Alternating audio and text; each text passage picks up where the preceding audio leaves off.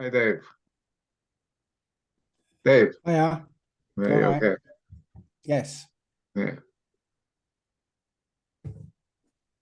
that's it. Okay. How's it going? Yeah, it's okay. It's okay. How's it going now? Well, it's sunny for now, and yeah, all good. It's all good. Yeah, That's it. but I That's had a it. lot of rain here. Yeah, Good to be back, guys. yeah. I haven't seen you. You haven't been on for a long time. I know I working. No. At Well, work. I know it's trying to coordinate these times. Sometimes can be difficult. Yeah, Yeah, yeah, yeah. okay, You that's been better. okay? yeah. Everything's good. Everything's good. Dave, you been all right?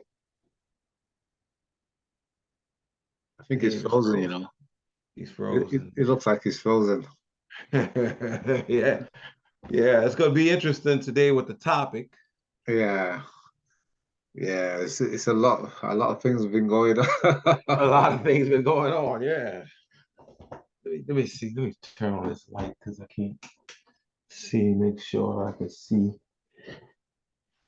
Because I'm probably gonna bring up some scriptures, because you can't have a meeting like this without seeing what Yah says, what the creator of heaven and earth says about any particular subject. So it's just important that we do that.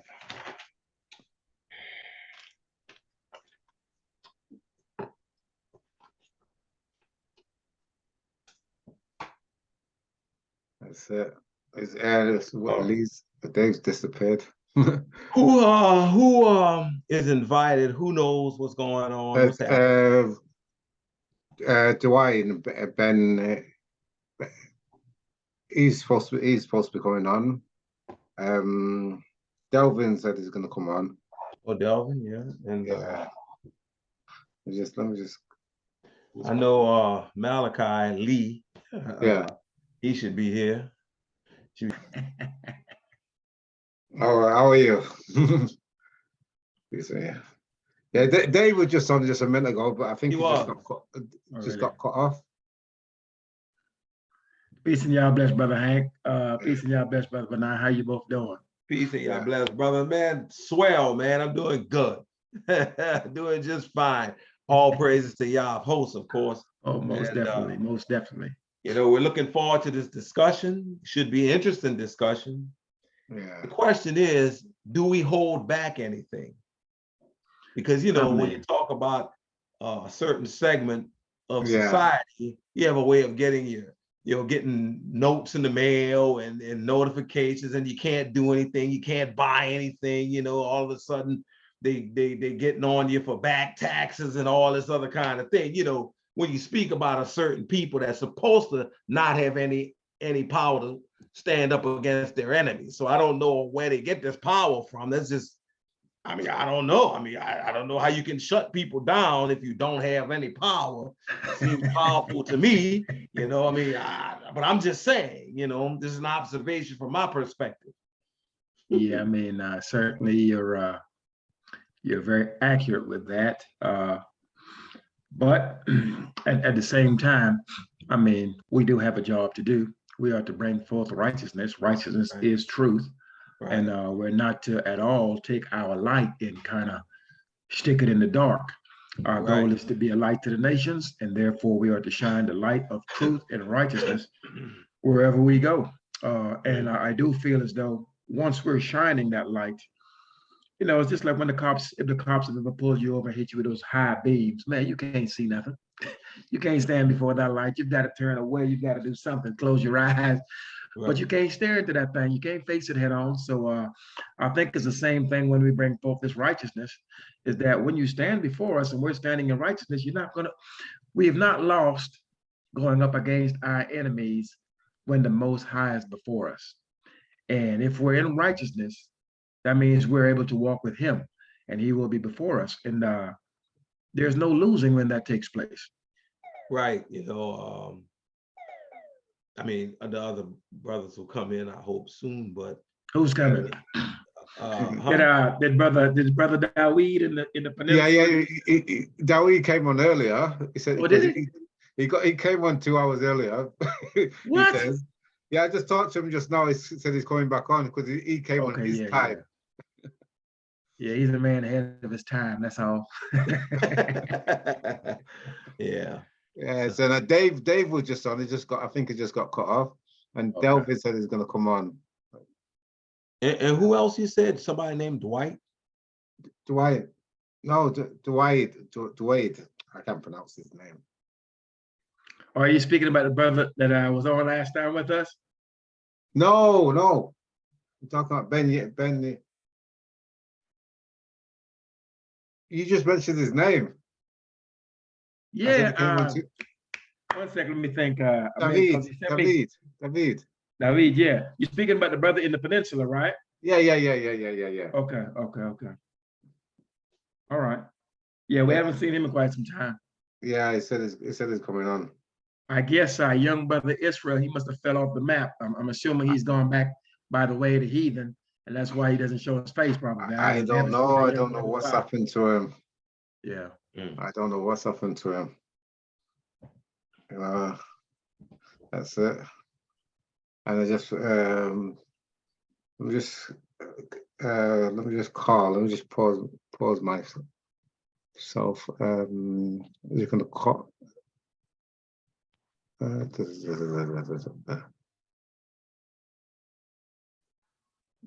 gonna. There's Dave now. There he goes. Hey Dave. God bless, brother Dave. Peace. Hi there. All right. Pleasure to be with you all again. Sorry about dropping off like that. It's I lost internet. I had to relocate. Understood. Yeah, Dave's in a nice place at the moment.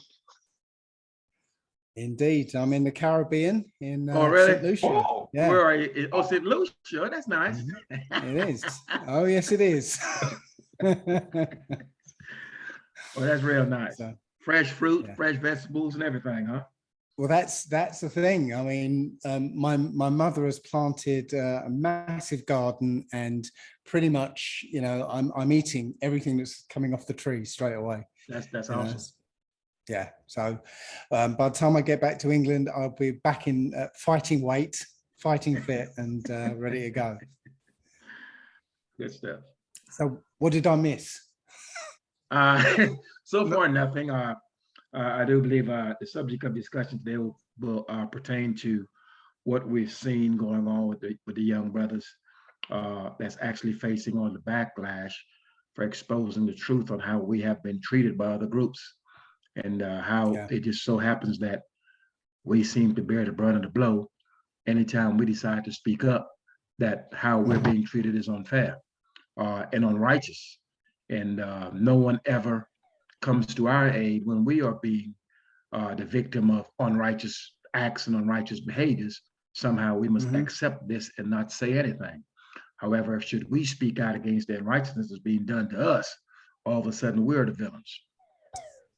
Well, I mean, why should we be surprised? None of us are.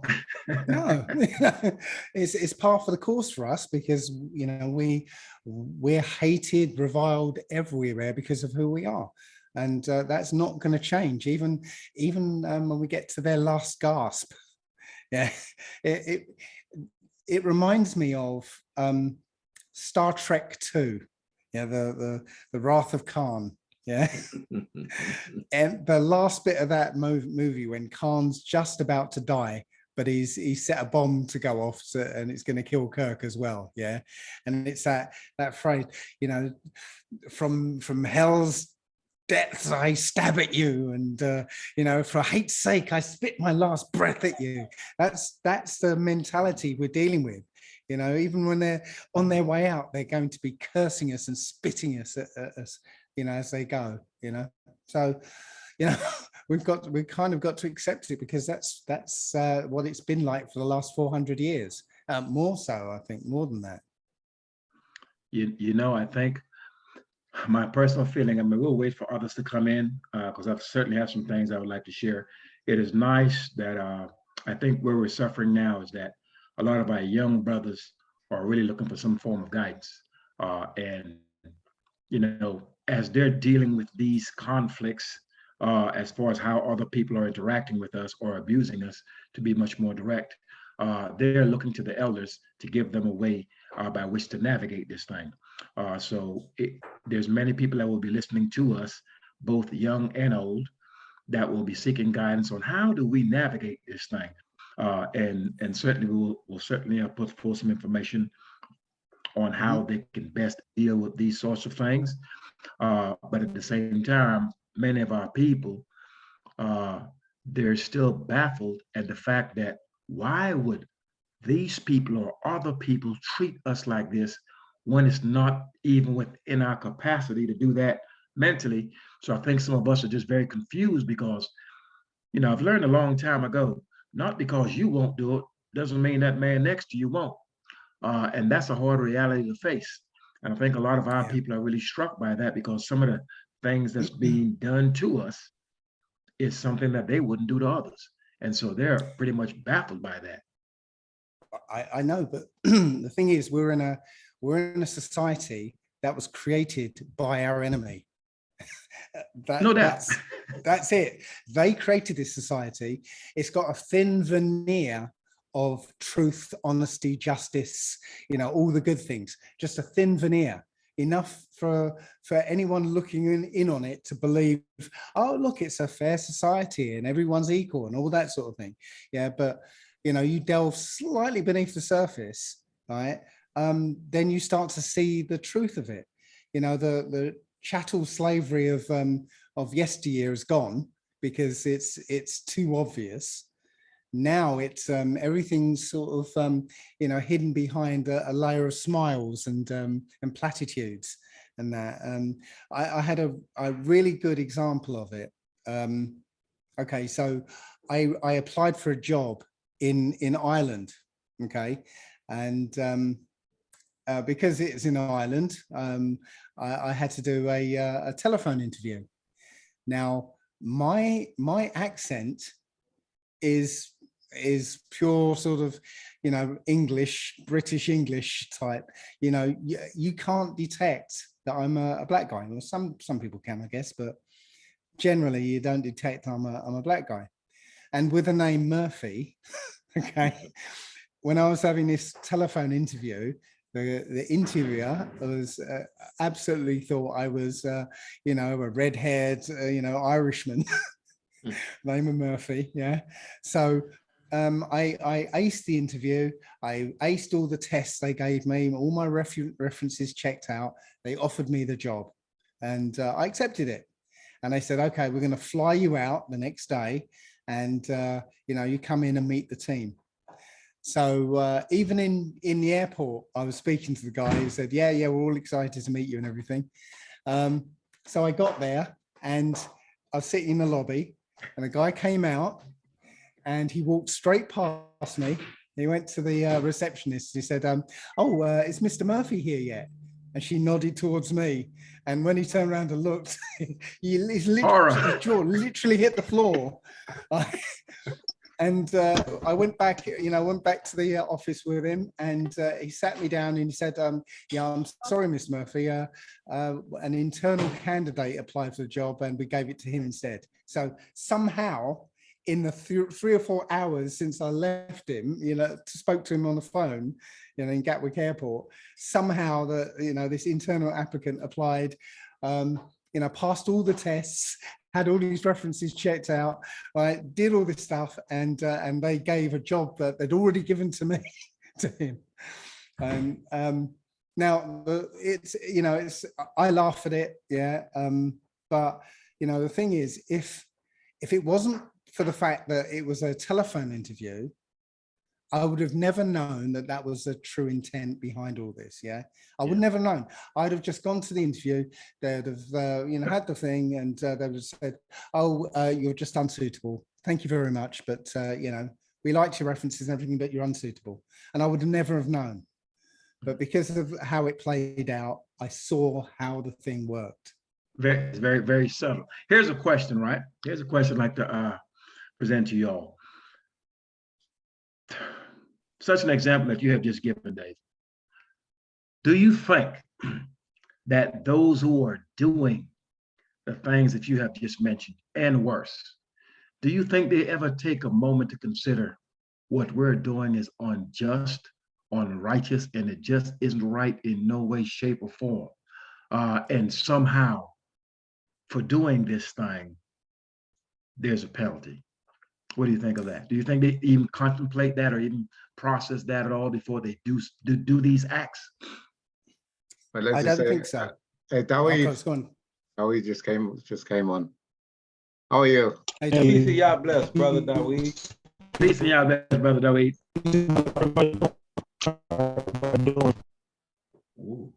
Dawid, you might be good.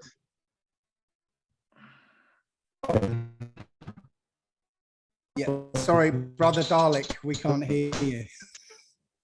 Yeah, the audio's terrible. Oh,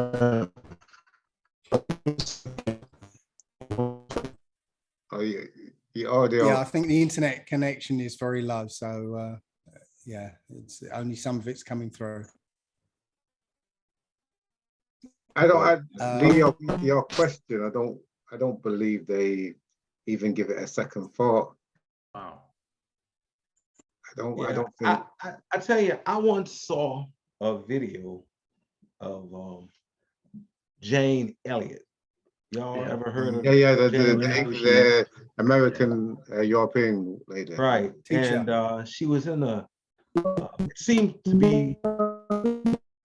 Can't hear you. Can y'all hear him? No. Dawid, We're hearing a bunch of background noise from your microphone. Yeah, Dawid, I think your internet is very low, and the bandwidth is because we're only getting a very choppy picture as well. So I think your internet is very low. You might want to change to somewhere we get better internet.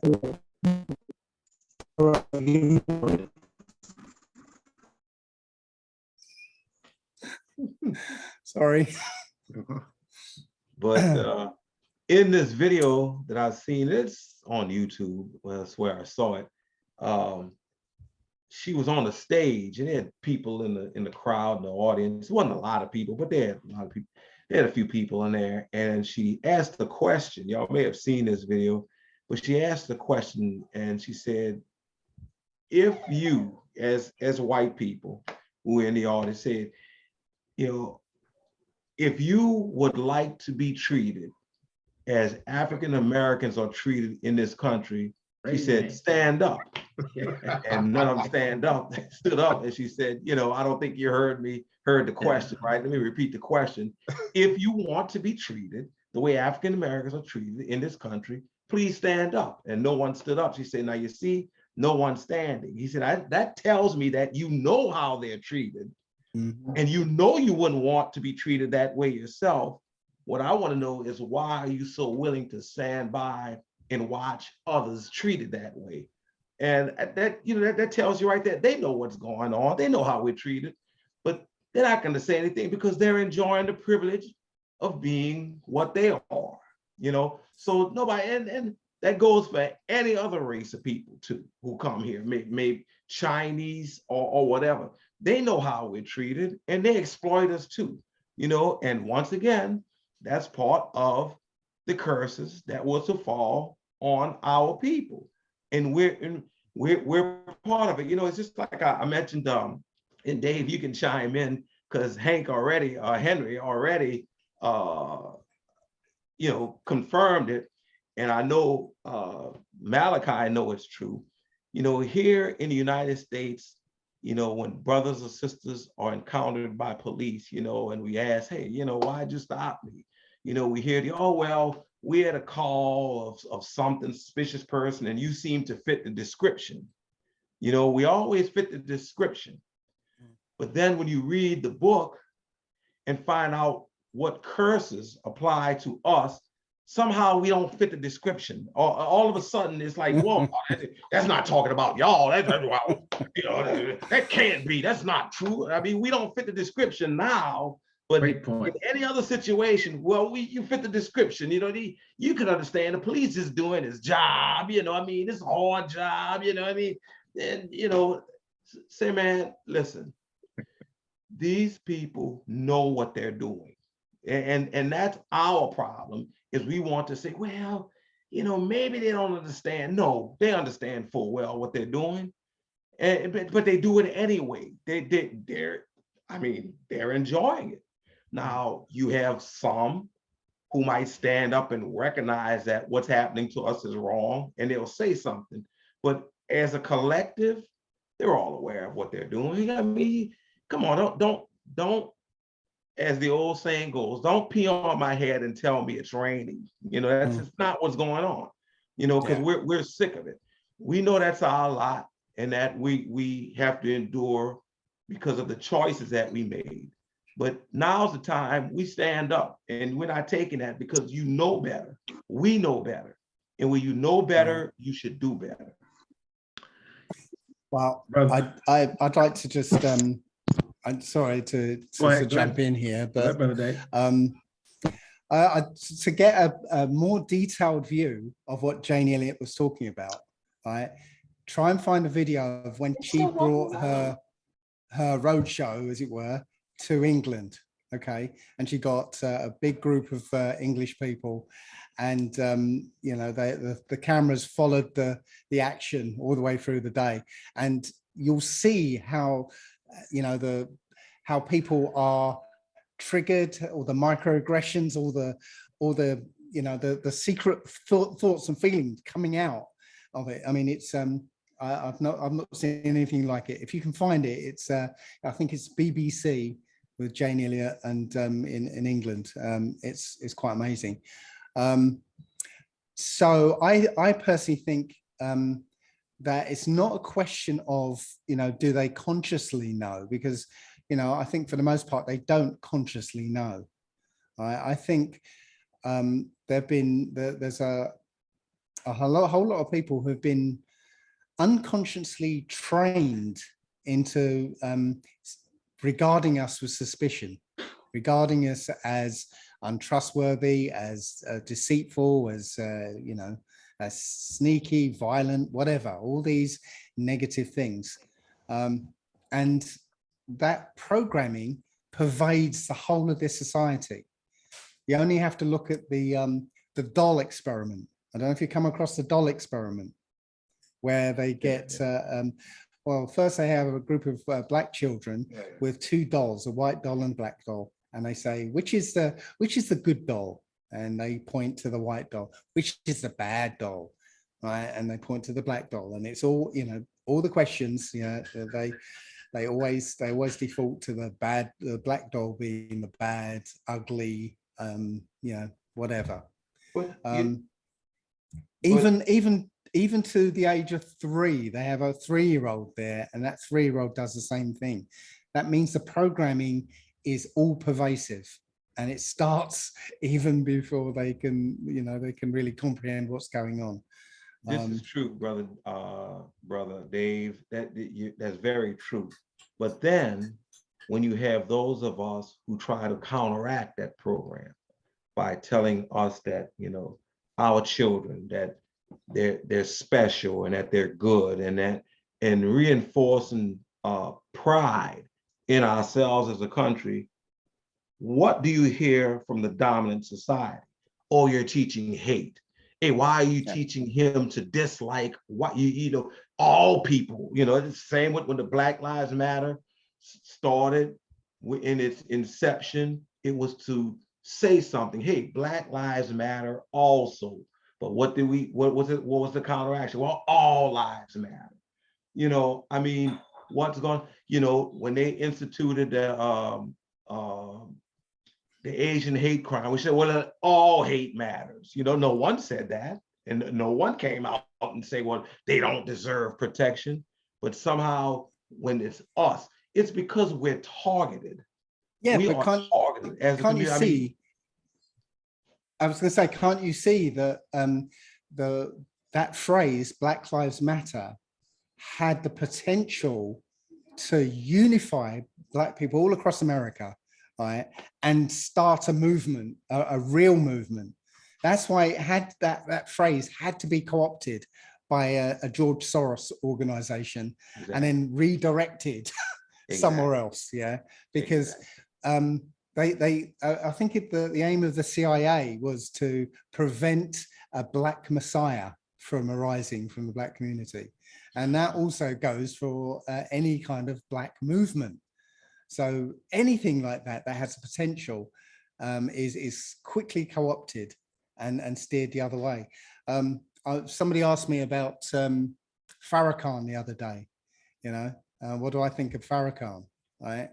Now, Farrakhan, if he was real, if there was something real about him, right, he would have had the power to change, you know, the face of America. You know, if he managed to get a million black men marching on Washington, right? Just think what, you know, what he could have accomplished with that power. Yeah. Get a million black men to contribute $10 to start buying neighborhoods and, you know, whatever. But the thing that about Farrakhan that says it all to me is that he now knows that we're Israelites, even though he's in the Nation of Islam, trying to keep people in that religion of stone. Okay, but he knows we're Israelites. So he's there trying to capture people, you know, our people, and drag them into the Israelite faith, into the Muslim faith, right? So he's like a split personality now. Yeah, Right. he knows we're Israelites, but he's pushing Islam. Yeah, can you see? So yeah, we know who we are, right? The system knows who we are. The fight is to stop, you know, our people who don't know who we are and their population who doesn't know who we are from finding out. You know, that's a great point. And I do feel that a lot of what we're seeing right now is a counteraction to that very point that you've just made. I feel now as though, you know, you have many different sects or many different camps that many of our people are aware of who we are, though they may be teaching different formats, maybe teaching different doctrines, etc. But the underlying theme of the fact that we are the children of Israel and we are to return back unto the laws that was given to us in the days of old, that seems to be something that's the common denominator, at least throughout the camps that I do see. I feel as though being Israel and understanding our heritage as Israelites is the one thing that can unify us. We've seen all of these many difference. We've seen the Muslims and whomever else that has come before us. We've tried Christianity. That certainly hasn't worked. The Black Muslims certainly cannot galvanize the people. Picking up guns like the Black Panthers have in the days of old does not work. So pooling our money together to build a Black Wall Street, they've destroyed that. That does not work. So we've tried just about everything that they're trying to do now. We're trying to go down old avenues of approach that has failed. And the one thing that I think that can galvanize our people and bring us together under one accord is that law. Economical empowerment is great, but regardless of how much money you have, that doesn't stop that man from laying down with your wife, laying down with your children, or plotting to kill you, or having some type of envy towards what you have done, etc. So all of these different things that we're fighting clearly can be healed by the law. And it's the one thing that we have not all collectively put our efforts towards. And as far as I can see right now, the more that we are beginning to become awakened, we have, some of us has sat up, and there's some of us who have stood up. However, there's some of us that are still laying down in the dust that still needs to be awakened. But the more of this awakening I see, the more of a counteract I'm seeing by our enemies. You know, you turn on your TV now or you flip through your phone, there's some homosexual activity being promoted before your face, some kind of mixed marriage being promoted before your face, some form of wickedness that will keep us trapped and snared in ways and customs that we were clearly instructed not to follow. So it's very difficult or I would assume it would be for some, to actually, okay, which way do I go? Because as soon as I start leaning towards that we are Israel and all of these things and want to turn to the law, then all of a sudden I'm being bombarded by my TV, I'm being pressured by my coworkers or whatever the case may be, or social, or the whole social climate and social environment that will lead me in another direction. And so I do feel as though programs, discussions such as this, and Israelite men standing up and teaching really does strengthen the hearts and minds of the people, because as soon as they get some good information, the enemies have a propaganda machine that's going to give them 10 times bad information to try to drag them away. And on top of that, you see the propaganda machine, and it's a monstrosity, this machine, because it uses our people against us. Most certainly. Some of our people are quick to throw us under the bus because they have to guard their paycheck. They have to protect their own interests. So money is a form of idolatry that is really difficult for our people to give up, because they don't want to see their status or supposed status in this life affected. They make $100 million a year. And if I want to keep making $100 million a year, I better not say this. So really, they think economic, but the economic freedom that they think they have really puts shackles on them, because they can't stand up and let their Hello, can you hear me? Yeah. Yeah, I could hear you now. You lot better. It's better.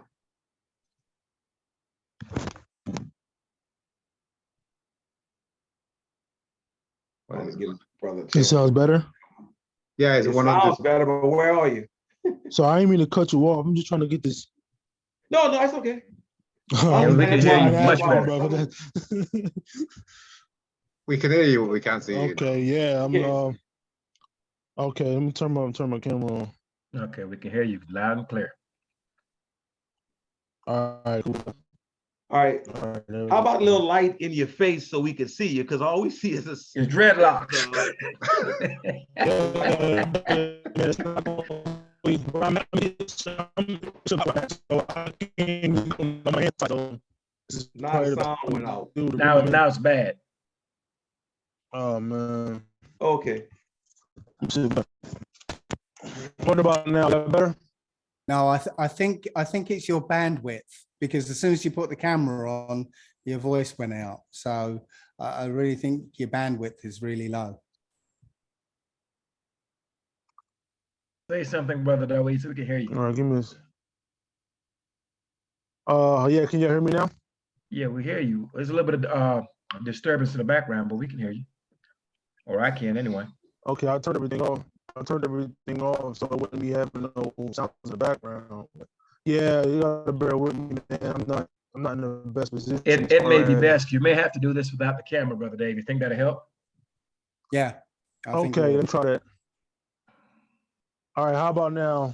Oh, Yep, Yep. sounds great. we can hear you. Just can't. Yeah. Oh, okay, yeah. Sorry about that. Yeah, all right, cool. So I guess I'm gonna have to do it like this. But yeah, man, I'm tuned in, man, and I just wanna start with an introduction. I came in late, so I just hope everybody's doing okay and everybody's in good health and then finding yourself in perfect peace and during these days and times as best you can. So I just want to say peace and blessings to everyone on the call.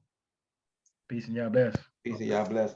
But as I was saying, the more our financial situation seems to increase, and we're able to get the big house and the big car, the big paycheck, then all of a sudden, for our people, they look at it as, well, now I have something to lose, and I don't want to lose this because I'm comfortable with this way of life. I don't want to lose this, and it limits their speech. All of a sudden, they can't say anything. I mean, come on. We look at what happened with Kyrie Irving. And what have you. And we all know that the brother just posted a link of a documentary that could be seen on Amazon. Yeah. Greetings, brother. Peace and y'all blessed, brother Delvin. Right. Bless Peace up, and y'all brothers. blessed. Oh, good. But that could be seen on Amazon. But nobody said anything to Jeff Bezos, the owner of Amazon. And in fact, when more people became conscious of the video and they started to rent the video themselves and wanting to see it, he increased the price. He's gonna make even more money, you know. But yet no one said anything about him. The offended community never said, hey, take that video down. You know, there's a few who stood up later to condemn Irvin, and they wanted something done about the video. They just want to ban it. So censorship is see, whenever we're involved, all of a sudden they're ready to shut everything down, you know. And it's funny, in this country, you can declare yourself a homosexual, a man can declare himself a woman can declare herself a man, and that's okay. But Black people declaring that they're Israelites, oh, no. That's anti-Semitic. You know, what is that? You know, listen, it just makes me think of what the question you posed, Brother Malachi, about do you think they know? They know. They know full well what's going on. They know what they're doing. It's calculated and it's planned that way. They're gonna shut us down no matter what we do. We can't even show love and appreciation for one another without them calling us racist. I mean, it's obvious that the enemy is our enemy. I'm in agreement. You've also got to understand that you know, people like Kyrie Irving and Kanye West and all those characters, right? They've been allowed to be in a position they are, right? They're, you know, there's a film, and I think I might have mentioned this before. There's a film called now it's gone straight out of my head. There's a film about okay, so every now and again in the Black community, a child is born who can pass, okay, and trick baby, that's what it's called, trick baby, okay, so they call him a trick baby, and in this film, this trick baby gets into white high society, okay, and he's at a dinner table where all this high society are talking. And the conversation goes like, yes, we have to give them jobs. You know, if we leave a smart one in the ghetto, he might become a leader against us. So we elevate him, we give him lots of money, and we give him, you know, a position and stuff. So then he becomes, he is forced to act like us. And in so doing, he's alienated from his community, and he becomes neutralized as far as we're concerned. So that's what they do. They, you know, they elevate certain smart ones and certain people into a high position, and they're actually given instructions. I think one of them is they're not allowed to help the Black community. They're not allowed to use their money to help the Black community. You're absolutely right. But who are these people specifically who elevates them? Who are they? Well, The leaders, Brother Benaiah, I did a video some time ago entitled "Sitting at the Table of Our Enemies." It is clear to me that anyone that is of our people that's sitting at a table of our enemies are, first of all, an enemy unto himself, and he's an enemy unto our people. And we have to recognize that. For him to sit there, first of all, in the midst of his enemies, I mean, sitting at a table and eating dinner and drinking and things like that is a very intimate affair. You will not trust a man to sit at your table that you know will poison the food. He will not be allowed to sit there. I think these men, once they signed these agreements, knew clearly what these agreements actually spells out. They understand clearly that they're sitting at their enemy's table, and they understand clearly that you're not allowed to poison the food. The food can be the literal food, or the food can be the ideology, and that which is being put forth. Now, what I think Brother West has done, he clearly understood this. Then he sat at a table and decided, you know what? I don't like the way you cook, and I want to change the menu. In fact, I'm going to try to poison the food. Now, if a man comes to your table and he decides that he wants to poison the food, of course you're going to dismiss him. I'm thinking the young man is upset because they said no. Had they allowed him to do the things he wanted to do, i.e., change the menu and poison the food and change the script, okay, you're leading now, I want to lead. Had they allowed him to do that, and they certainly would not, then we wouldn't be hearing from him.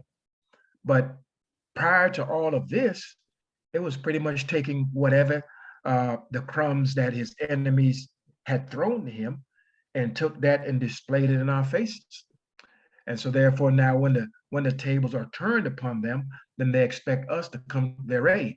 But the thing is, there's no might in our hand by which to render them any aid. Right, but whose table are they sitting at? Who's prepared the meal for? Well, you know, see, I want to be specific because it's a point I'm trying to make. See, in Leviticus chapter 26, verse 37, it says, "And they shall fall one upon another, as it were before a sword, when none pursue it. And ye shall have no power to stand before your enemies. But whoever is offering for those of our people to come and sit at their table, obviously they wield some power. Obviously they have a lot of money. They have the resources. We'll pay you. Just don't go back in your neighborhood. And to today's point, don't go back and share with others. Don't help with others. You're not allowed to do this. Who is this person exercising so much control?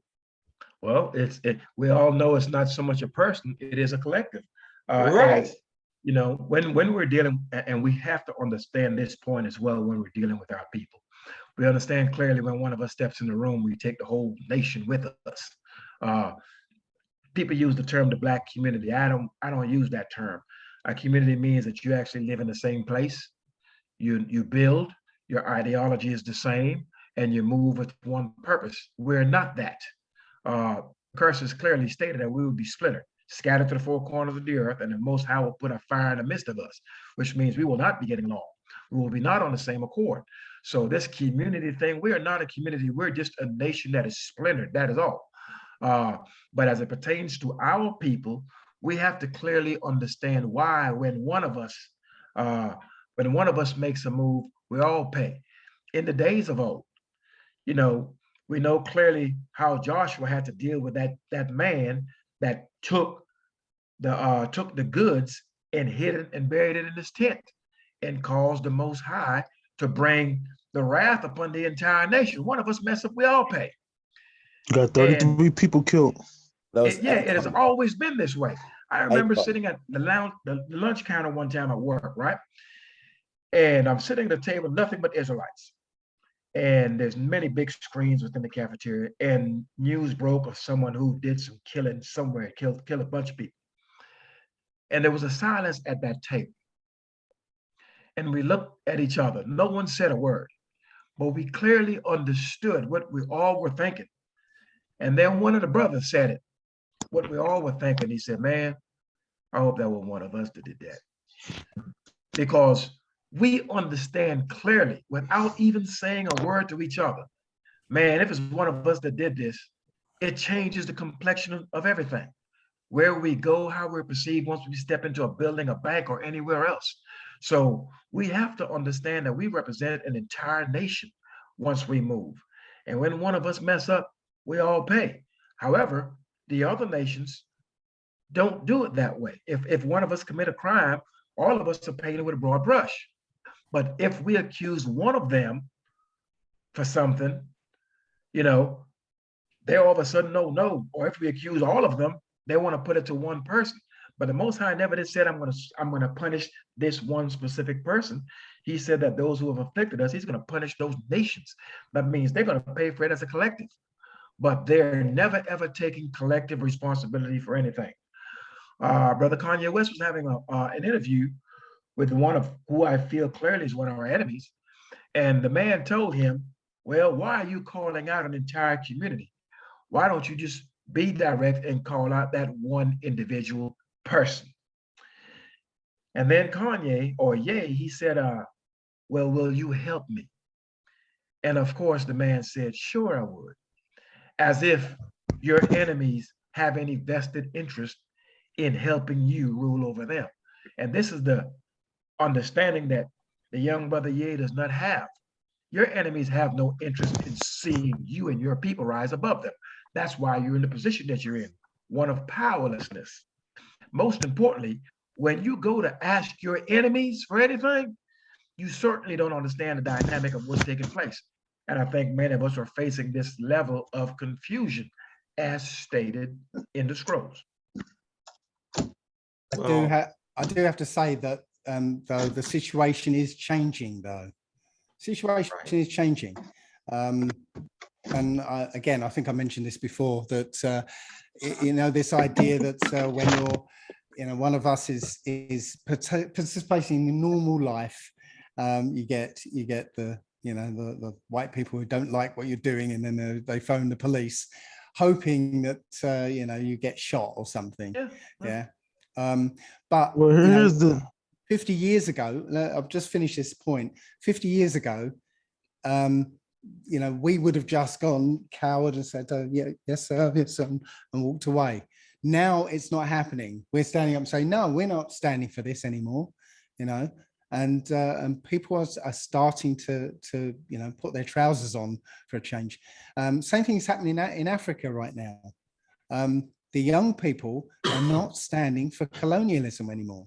They're actually not going along with it anymore. So as far as I'm concerned, this is all happening right on schedule. It's happening right on schedule. The slow rise of Israel is like an oil tanker turned round. Yeah, you turn that wheel hard to port, right?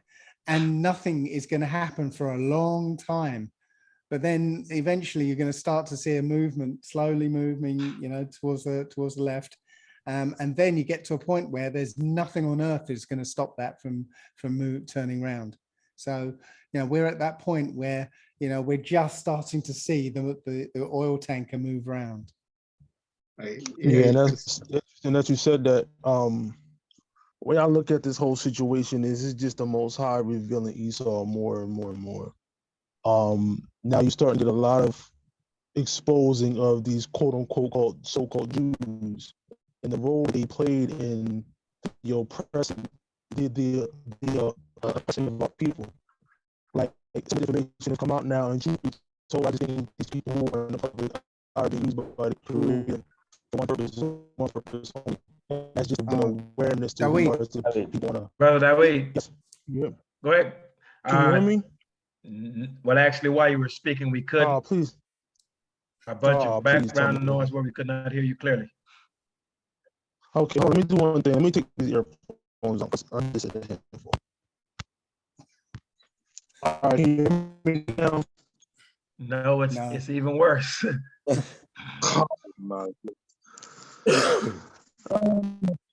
Okay, fellas. Man. All right, go. You can continue on. Let me try to get this worked out. All right.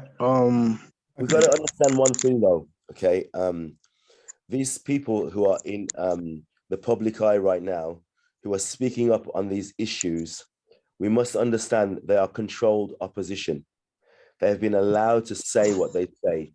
They themselves may not believe what they say is correct, or if they know it's correct, they're saying it because they've been allowed to say it or been told to say it. They themselves have already sold their soul and they're on their own road. But these Kanye West and Kyrie Irving, these people, they've been allowed to say what they say. They themselves personally, they don't really believe that because they have been told to say these things or been allowed to say it. And do you disagree? Can I get a quick mic check? Can you hear me now? Yeah. we can hear you. Okay. Yeah. Okay. Cool. Real quick. While still operating, that's a good thing you said that, Brother Delvin, because I want to mention that. What we also are seeing is we're seeing all the wisdom and understanding that Esau has had to build this wickedness that he's built. Now Yah is starting to take all that away from him and it starts to turn that back on his own head.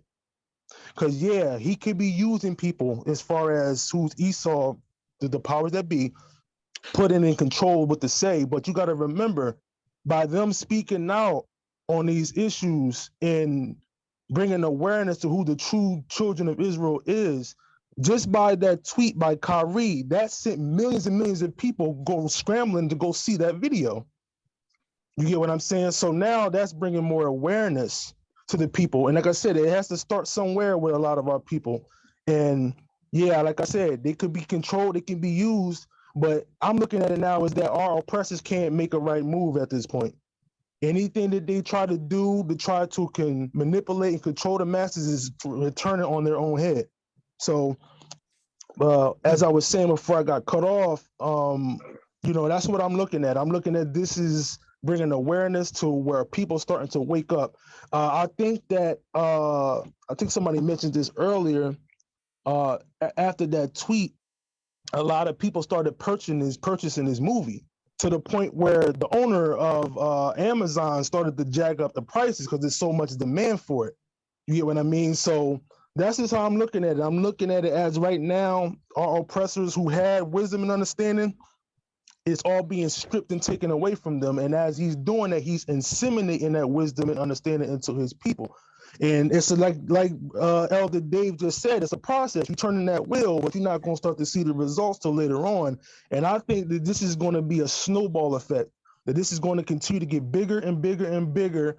And I truly believe that this is going to be the talk of 2020, entering 2023, so forth until Esau gets judged. Right. Well, I was just going to say that I don't 100% agree with what you were saying, Delvin, because I believe that these people, yes, they're put into position, right, and they're handled. They usually have a handler, somebody who makes sure they do what they're supposed to do. And they're told, you make this movie, you sing this song, you marry this person, right? Here's a script for what you say when you go in front of the cameras, right? But when the handler's not around, they're still themselves and they think, oh, they get comfortable and they'll start saying what they want to say, like Bill Cosby, for instance. Yeah, he was definitely part of the club. Yeah, he was allowed to make those TV shows and everything. But as soon as he decided he wanted to make a television network of his own, that's when everything came down. They just switched on the get rid of him quick button, and off he went. Same with Kanye, and same with Kyrie Irving. Yeah, they're handled, but when they're alone or not alone, but they're unsupervised, they can say whatever they want, and then damage control has to come in. Yeah. So yeah, they can say what they want, but that's kind of half right. That's kind of half right. So one thing is them. Go on. Well, I just wanted to retort real quick. See, to me, I'm not so much as looking at Kyrie Irving and Kanye or Ye. To me, they're like whatever they were used for. At this point, the damage is concern is Esau's concern has been done. Like I said, this is not so much more about them. It's about the effect of what they put out. And like I said, that is bringing more awareness and causing more people to at least get that light bulb, like, let me see what this is talking about. That way that nobody on this earth has an excuse to say, well, look, I would have done right if I would have known, because I think that more people now are given a chance, at least a chance, a slim chance in these days and times to at least stop and consider who they are and what needs to be done for us to get back as a people. So to me, like after this, like they really have no need for Kanye West or Kyrie Irving at this point. Everybody's been given a true chance to go look at that movie and make a decision for themselves what they truly want to do.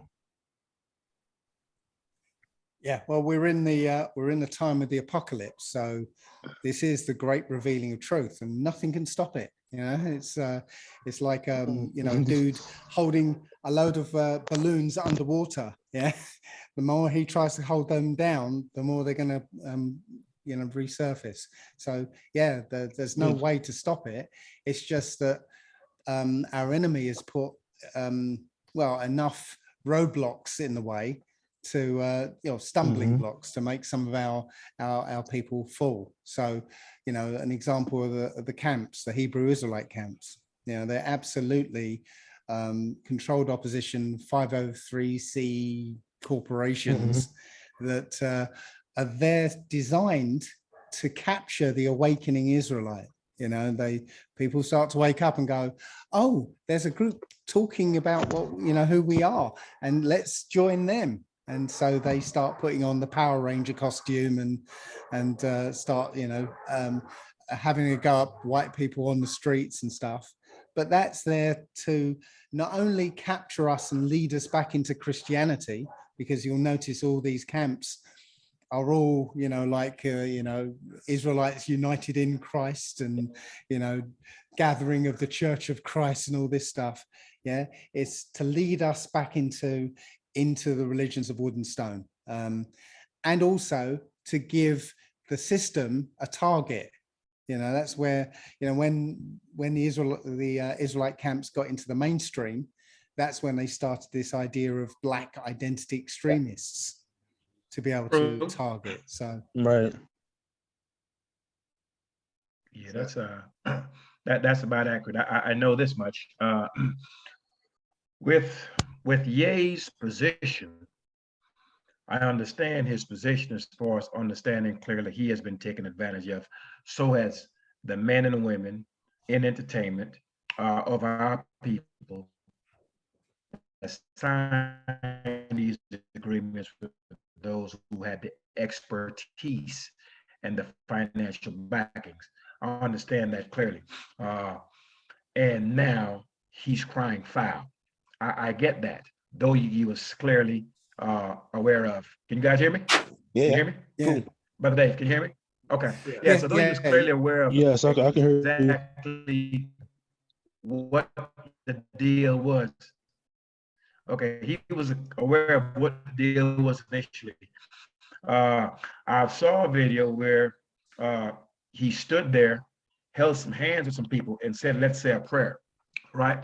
So here's a man standing up with his shoes on his feet, right? Not facing any specific direction, just rambling. So he doesn't know how to pray. He's, you know, if we look at his past history and he's begging for the people's support, well, turn to the idol that you have served for all of these many years, that you have glorified, and let that idol deliver you out of the mess that you're in right now. But the young man doesn't know how to pray. He understands clearly that he is Israel, but he has no understanding what the requirements are of an Israelite or how an Israelite is to serve the Most High. So this is where we have to, a young man such as him, such as he doesn't know how to pray. He doesn't know that he is turned onto an idol. And that is part of why he's seeing the destruction happen to him that has transpired and more likely going to get worse. But he will find no ease in turning to the idol that he's previously turned to. And so this is the confusion. You want to speak about Israelites, understanding we're Israel, but you're serving an idol. Just like the Muslim leader may want to, okay, we're Israel, but you've got a Quran and you're speaking about a mosque and you're speaking about Mecca and Medina. But the God of Israel doesn't speak of any of these things. So it's beginning to reveal those who are trying to just capture some publicity for the moment. It's also really going to relieve the contradictions of some of these men who are double speak or full of double speak. And for those who are actually in the book reading, they will clearly understand exactly which way it is that they should go, because the Most High is not confusing. So Kanye West or Ye is actually, he's confusing those right now who does not know exactly what is right and what is wrong, because he's all over the place.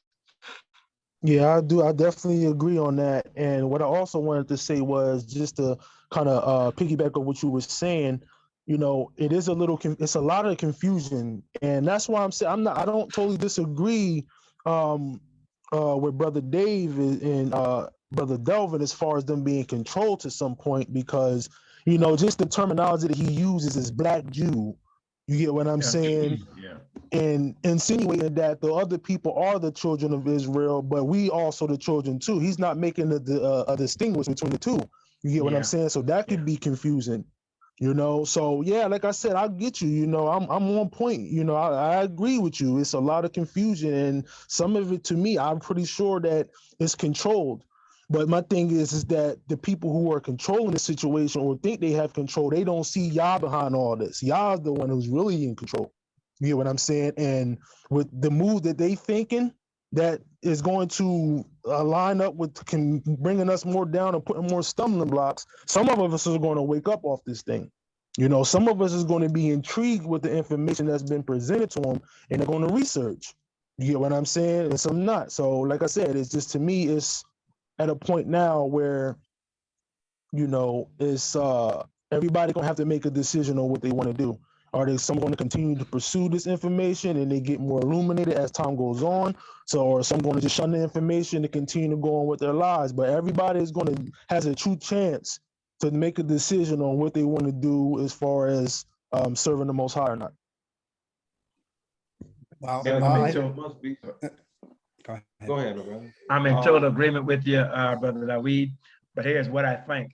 You're not going to be allowed to go on with your life because everything is going to change throughout all the nations of the earth. I think we're seeing a lot of that. I think not only is this a wake-up call for those of us who are regular working stiffs, so to speak, versus the wealthy. I've made this statement in times past. If you think you've got some money and your money is being stored or held in your enemy's banks, you don't have any money. And I think it's beginning to be something that's resonating now with those who think that they're wealthy, but their money is sitting in their enemies' banks. You don't have any money. And I think things will change when we are stripped, more so than we are now. And we can't turn to our enemies because they have been stripped too. And we are fed by way of their employment. So therefore, once this man is stripped and he can no longer provide us with anything, now who do we turn to? And I think that's where we're headed. So, Well, I agree. I agree. yeah, as I said, one of the problem that's the greatest in my mind is, and I'm going back to this idea that you know, we're beset by the idolaters who are positioned, you know, to lead our people astray. You know, our voice is a small voice at the moment. You know, I go looking for it every Sabbath. I look for you know, somebody teaching the right way. All I find is you, Brother Malachi. That's it. You know, and one or two others. But the majority, you know, you start listening to them, and you eventually end up with JC. And you know, I get annoyed now and have to turn it off. And yeah, but as I said, our voice is vanishingly small. Though I do think it is improving. There are a few more voices coming up and saying it, but I think the journey for most of the Israelites out there is to find that small voice and recognize it to be the truth. Well, there is a brother who doesn't promote idolatry in any form. You could look him up. He's on YouTube. Well, a lot of his stuff is on YouTube. I think he's changed his format now, and that is a site called Yah Our Righteousness. YHWH, Yah Our Righteousness. And this brother Yehuda ben Israel, he puts it out there, and ain't no JC where where he teaches. There's no JC, none of that stuff. No Islam, anything. It is strictly follow Yah's law, follow his laws and commandments, and that's what he teaches. And I think that'll be a great start for. Could you repeat that, please? Yah our righteousness. YHWH our righteousness. If you plug that in YouTube, it'll pop up. He also has a website, YahOurRighteousnessChicago.net. YahOurRighteousnessChicago.net. Check out that brother. And he has a phone number that if you want to talk to him about anything, you can call him. And if he doesn't answer the phone, he will get back to you if you leave your number. Now, with you guys being in England, he may, I don't know, you may have to catch him and he'll talk to you. But if he has to call back, I don't know if the fees, because he doesn't have a cell phone. He has a regular landline phone. And I think he said there's in charges that's incurred if it's an international number. But you can certainly see a lot of his videos. Yah Our Righteousness is the name of the site. And he puts it out there, brother. I would recommend y'all listen to that brother. He puts it out there. He's good, he's pretty good with. Well, if I had to recommend somebody as well, somebody called Eli Yisrrael. Yeah, I've heard a couple of Brother Eli, and things are like, okay, he's on point, and some things like but I'm beginning to get to the point to where, okay, I don't have to be fully in agreement with you. I'm looking for the basics. I'm looking for, okay, are we Israel? Check. Must we return unto laws, statutes, judgments, and precepts? Check. Are we to walk in this thing wholeheartedly? Check. All right. There is but one creator. He's not two, he's not three. Check. I think in this process of refinement, wherever we may be wrong collectively or where we may be wrong individually, that will be made clear to us for us to walk a straighter path. So right now, we just have to have some of the basic elements in place and we can move forward. This is my view. Yeah, the basics is the foundation. What's the foundation? The foundation is the law. Like if you can find anybody, like you said, that meet that criteria, we can all build from there. Like the law, the foundation is what we built on. Those who build, and you know that the foundation is the most solid piece of the puzzle. If we can come together on that law, then we can. That's a great start. So that's right. And something like I said, you might agree with, everybody ain't gonna always agree to everything. That's impossible. You know what I'm saying? But one thing that is possible is that we can agree that the law needs to be kept, and that it's only creator. So we can build on that. Then that's right. We maybe get somewhere, brothers. Yeah, Brother Delvin, you were gonna say something. I'm in agreement. Was I? Yeah, because you were gonna say. Yeah. Were you? Not really. Okay. I thought you'd go and you stopped. No. I do feel that the media will give us what we need to hear to still misguide us. I'm not fully convinced that even the ones who are in an authoritative position who can say something to help us, they won't be allowed to say things to help us.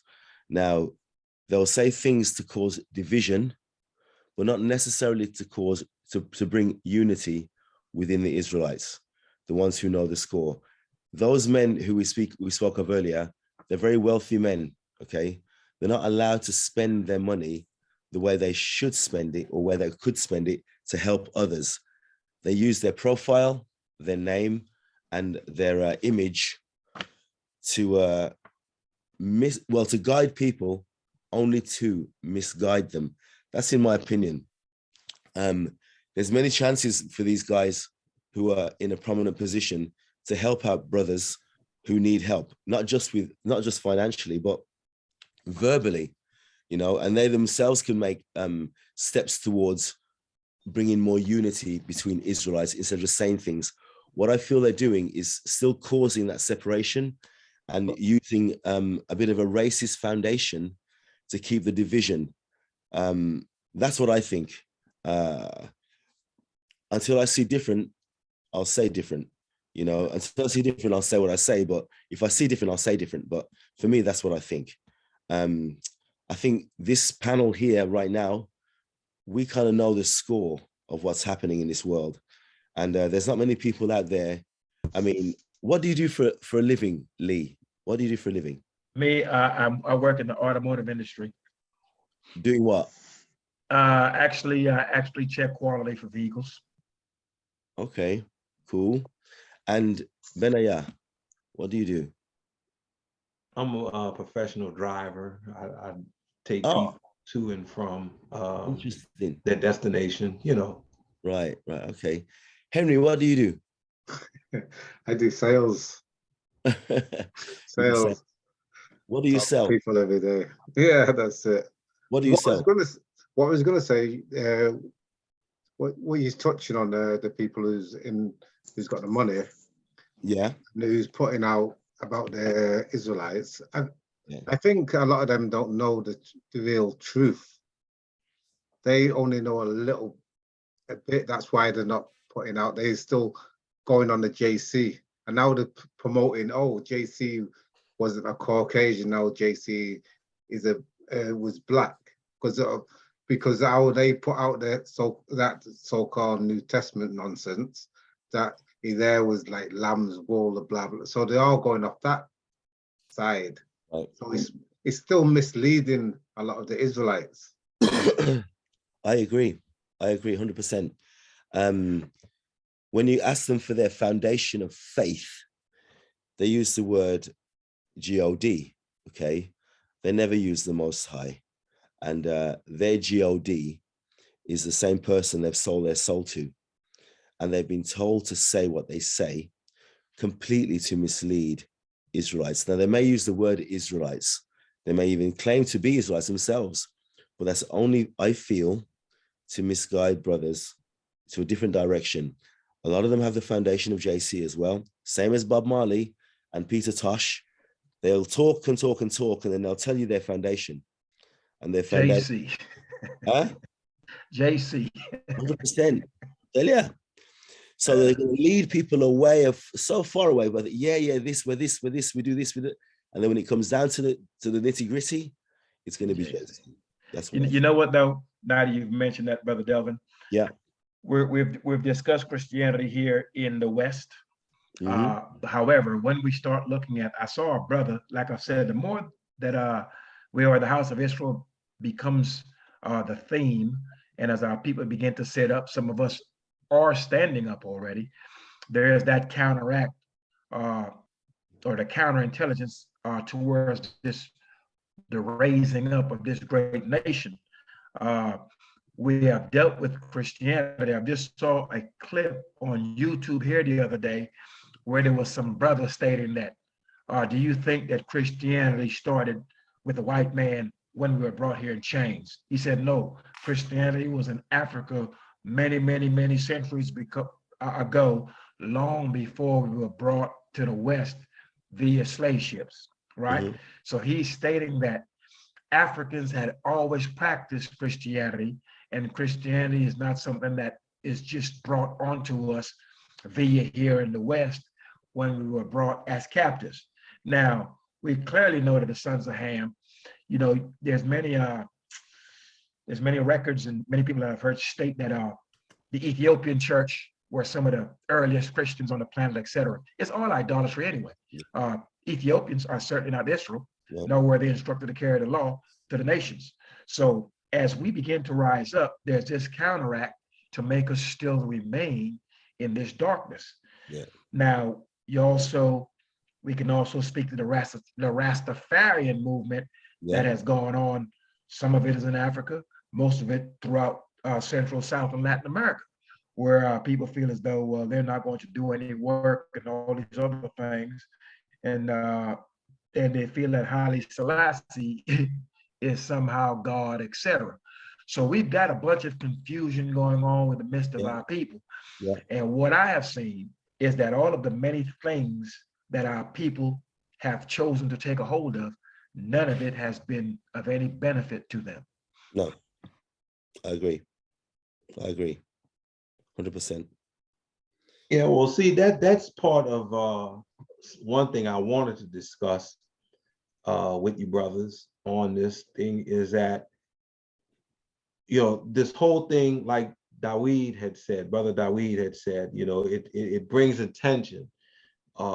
It piques people's interest, you know, the whole posting of this Hebrews to Negroes. A lot of people have seen it. A lot of people were talking about it. It was all a buzz, you know. But the one thing that doesn't seem to be stressed, at least not enough to me, is, okay, so you found out that you're Israel. Congratulations.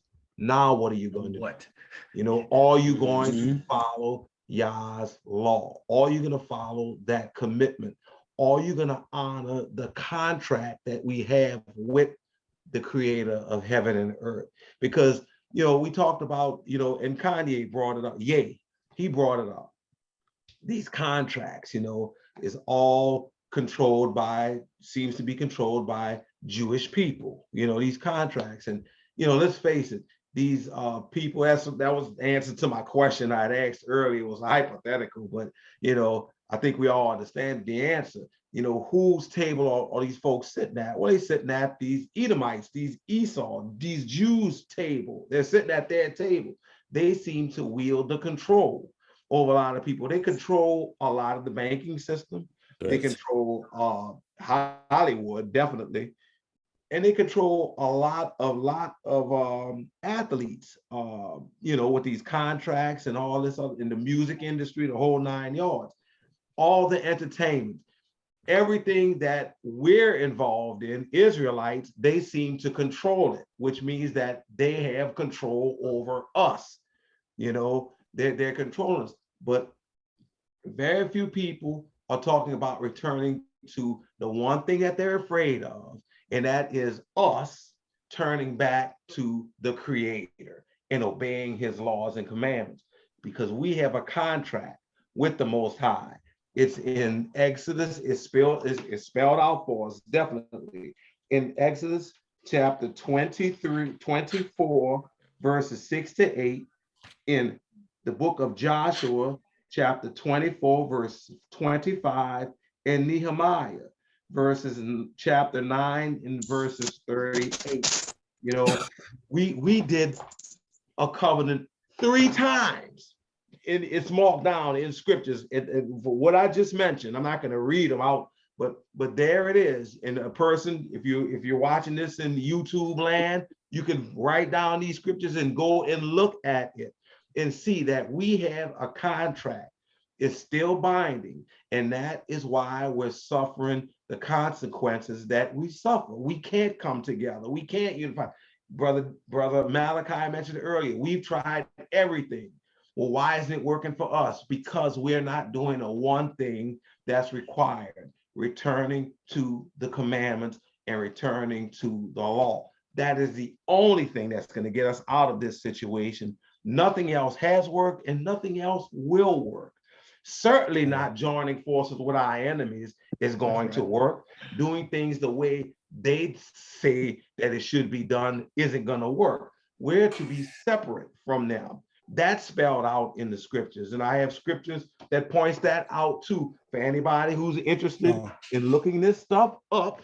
You know, and I'm not talking about you guys. I understand that you guys may be familiar with it, but for those who may stumble across this video, you know, you need to go look at Leviticus chapter 20 and verse 26, Deuteronomy chapter 28 and verse 9, Isaiah chapter 43 and 21. I can give you scriptures because I got them all written down.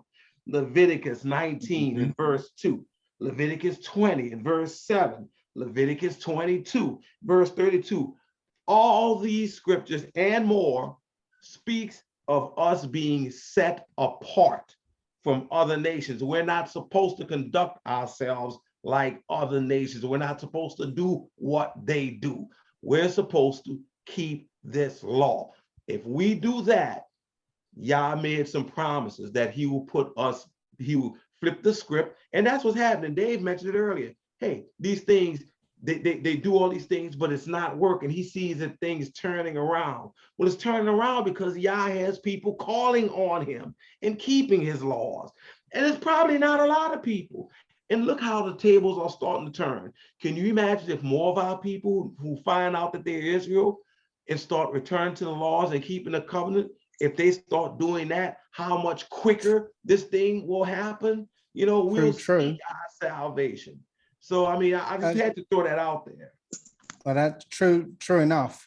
But one of the problems is that the focus of this right now, you know, the Hebrews to Negroes thing, well, that's also leading back to JC. You know, the guy behind it, Ron Dalton, Right, is also a JC worshiper. So those people are now being channeled into watching that video, are getting the idolatry story, and you know, more likely to follow that. Yeah. So that's kind of what we're up against. you know, They're using that more and may- more.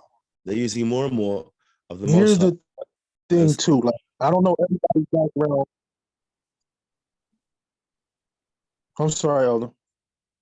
Go ahead, Brother David. No, I would just want to just touch on real quick what Elder Benaiah said, and also Elder Dave. I don't know everybody's background on this panel, how you came into the truth, but for those who's listening, everybody, whether you've seen the movie, you know, and those who will see the movie in the future, you're going to all have to go through the same process that the brothers on this panel went through. You're going to have to read, study, pray, and apply it for yourselves in order for you to learn this and in order for you to get it. Okay, like, we can't just bank on this movie. I mean, you can't just bank on the words of people, but you actually have to apply it in order to get the knowledge. And once you get the knowledge, then you can apply your knowledge, and it becomes wisdom. So, I mean, this is really for the people that's listening. Like, you have to apply yourself. You have to dedicate yourself to Yah, and you have to be willing to put it all on the line in order to obtain this knowledge. So, you know, just, you know, I'll talk about the movie and how it's awakening people, yeah, but each and every one of us individually are going to have to turn to Yah themselves, you know, and they have to read, study this book, and they're going to have to do what they read. So I just want to throw that out there before y'all continue. For those who's watching, it's not, when I say about the movie awakening people, that's just the beginning. That's just to get your feet wet. You get what I'm saying? But eventually you're going to have to apply yourself, and you're going to have to dedicate yourself to what you read and the information that you come across. So it's a lot of misleading going on. You know, like I said, people in the public eye who's not really giving you the full truth. They're giving you half the truth, but everybody going to have to turn to Yah and get this truth. That's the only way you're going to get it. So that's just want to throw that out there. You know, you've mentioned how the movie will certainly bring some awareness. Now, the question we have to ask ourselves is, bring awareness to what? I think in many instances, a movie or a documentary such as that will make the people's bands strong or stronger to the idol. Yeah, the fact that they are Israel may be an afterthought to some of them. They may be more concerned with the fact that, okay, now that I'm Israel and I know who I am, maybe I need to serve JC with a whole lot more vigor.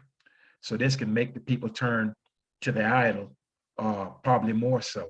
And as Brother Dawid have just mentioned, it's going to take them actually going into that book and reading it for themselves, that they may understand exactly what's what. And what book is that? The Book of Remembrance.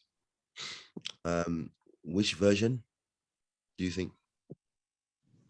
Well, you know, I personally from the King James Authorized Version, not the New King James or any of the other versions of the new translations, because in my view, a lot of what they're trying to do in those versions, they're taking the sting out of the words of the Most High. They're kind of taking what his punishments will be and kind of downplaying them almost, to where they're almost trying to make the words of the Most High almost to no effect, to where there's no, you know, when he speaks and he gives you these dire warnings, they're taking that and softening the blow a bit, to where you feel as though maybe this is not as bad as he's saying it is. And so therefore, I personally think that it encourages people to sin, because they do not feel as though it's as punitive and as punishing as it ought to be. And our people have to realize and recognize that. Now, as far as our people turning to the law, as Brother Benaiah has mentioned earlier, I think when there's 6 of us sitting here right now, how many people in your immediate circle, in the places where you live and dwell, can you count on one hand that actually keeps the Sabbath and serves the Most High with their whole heart and their whole soul. Many people can't count two people other than the fact that there's someone that we know that we may commune with via the internet. So our words, certainly, especially when we're speaking the words of the Most High and delivering this message to his people, these words strengthen those of us who are in many distant lands that do not have an Israelite that walks in the law, statutes, judgments, and precepts in his midst. And so it's important that our people will know that they are not alone, because only the disciplined man and woman can walk in this law. And that's both Israelite as well as non-Israelite. In my travels and in my lifetime, if there's one thing that I see that clearly the Israelite man is void of, is discipline. And that law requires discipline. This becomes very difficult for our men to do, as well as our women, when they look to the law and they don't see the benefits in it. They would rather go with what their enemies say, because their enemies have that immediate reward. If you do this, I'll put this money in your pocket. I can get you this house. I can get you this car. What we do not think of, we do not think in a generational sense. Okay, the errors that I'm going to make pertaining to this law affects my immediate house and it affects my children. I think if we start thinking down the line and not being so selfish, just thinking about ourselves, if we were to think about of our posterity, I think we'll move different as a people, as a collective, once we put that law before us. Well, I do feel us as a people, as a nation, we have to try to advise brothers out there that they have to return to the fear of the Most High. They have to recognize his wrath, what he really means when he says, do something and we don't do it. Now, we're living in Babylon right now, okay? Where the land is, we're not sure, okay? And we celebrate, or you celebrate Shabbat on a Saturday, you know, a lot of these laws and stuff that we are following, we don't know ourselves if they're correct. But the way we can get there is obviously our own relationship with the Most High, speak to him strong as much as we can, and ask for guidance. Because a lot of the people watching here now, they don't even know that that's a tool they can use to try to find the right steps that they got to step in. The laws and statutes are very difficult to follow. You know, the Torah is heavy, because access to things to keep us. Yeah, brother Delvin. Say what? Go on. Yeah, let me interject for 1 second. Sure. You know, it's not difficult to follow, man. And I'll tell you why. As a man, you know good and well, look, if you were to lay down with another man's wife, you know clearly that can cause some problems. If you were to molest a child, you know that can cause some problems. If you were to rob another man's house or steal from him, these are, to me now, there's people that saying things like the law is difficult and the law is hard, and God knew that man couldn't keep the law, and all of these things. There's no way the Most High is going to give a people specific instructions, put them within a specific landmass that has borders, and give them laws that they can't follow, and kill them for not following it and punish them in that manner. That would be the most unrighteous thing there is. Even a parent does not give a child house rules or rules of that house or laws that the child can't follow. So there's no way in the world that we're going to sit here and say that the Most High, the wisest entity on the whole planet that formed this whole thing, is actually going to create a people, give them some laws to live by that is for their own good, and it's something that they just can't keep. These laws are nothing but they're protective barriers. They protect us from harming ourselves, bringing harm onto ourselves, and bringing harm onto each other, and harm onto the nation as a whole. So I disagree with the fact that the laws are hard. I think what most men want to do, they want to do what they want to do and don't want to adhere to law. And that's why I stated earlier that the problem that I see with our men is just basically a lack of discipline. And that goes for sexual discipline down the line.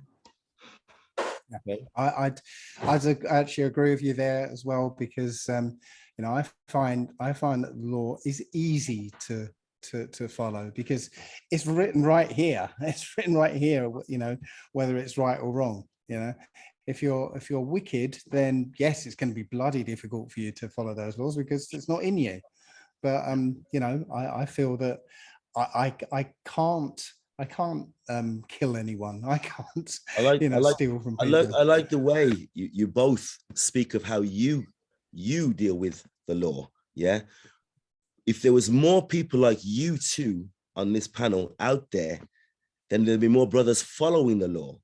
We have to guide, hold on. We have Delvin. to go on. Oh, let me talk. We have to guide them towards the law, so they know that they can read these laws and statutes and they can follow them. As I said this a long time ago. Many don't even know there's a law to follow. Many don't even know there's a Torah. Okay. So with that in mind, yeah, hopefully this panel and this program will enlighten them on that fact. I know we here, we fear the Most High. We know that. But there's brothers out there who need guidance. That's the aim of this panel, I hope, that we're going to guide towards the Torah and the law. So we can talk about us all day long. It isn't about us. It's about brothers who have to try to help and lead. I'm trying to say that, you know, there are people out there that don't know of the book. Exactly. But in here, they're doing the right thing anyway. They don't have to have the book. Yeah, that doesn't go for everyone. Well, I know that, and the thing, the other thing we've got to remember is that only, you know, well, got to remember is 666. Yeah, there's only 1/3 of us who are going to make this. Yeah. True. So yes, there's a few of us, but yeah, the story's already been written, and only 1/3 of us make it through. So yeah, that's part of the course. I'm afraid there are a lot of people who aren't going to make it because in here isn't right. They've been brainwashed by this society to believe that wickedness is righteousness. Yeah, well, you know, we could turn the video off now then and just leave them to it then, couldn't we? Yeah, we've got to discuss these things and do our best to enlighten these people. That's not what I'm saying. That's not what I'm saying. I'm not saying. What I'm saying is, if it was as simple as that, then yes, of course, it isn't as simple as that. The law for us is in our hearts, and it may be in hearts of other brothers as well. They may not know it's in their hearts. The Most High has to guide them, yes, but they don't know the tools or may not know the tools that's going to help them find what's in them. I mean, it says it in the Song of Solomon, you know, the Most High kept them in the wilderness all that time. So the law is embedded in their very bones. So no matter what happens to them and their future generations, it will still be in them. Yeah. Some don't even recognize it's in them yet because they've had no guidance towards that there is a law to follow. So this is where I think this panel is important, that we have to let them know Torah and the law, and it has to be followed because the society we live in now, and the system we're living in now is a sick and dirty and disgusting system. And it's doing everything to lead the Israelites away from the Most High and away from the Torah. And those same ones who are in authority or the same ones that are on media, they're doing exactly the same thing. Yes, using the Most High's word and using scripture, but still trying to misguide people enough away from the Most High so they know that he isn't there. I mean, it says it in Deuteronomy in my Bible here, in my Targum, yeah, 32:7. Remember the days of old, consider the years of every generation, read the books of the law, and they will teach you, and the books of the prophets, and they will tell you. Yeah, so it isn't just Torah alone. There's books we have to read and things we have to get in our system to rekindle the knowledge of the Most High and rekindle the fear of him as well. Now, we may have that with us here on this panel, but there's others watching who may not know what to read or what to do to keep the law and to find out what's right within the law and how to live. They may not know that. So we have to consider them also. You know, our audience isn't just people, it may not be just Israelites. It could be many people, you know, who are watching this and trying to make head and tail of what we're saying. So we've got to have a slightly more broader perspective.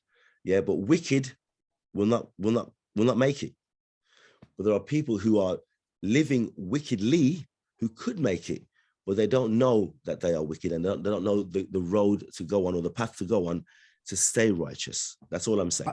Yeah, I've said this before as well, that you don't always need the book to find your way, right? Because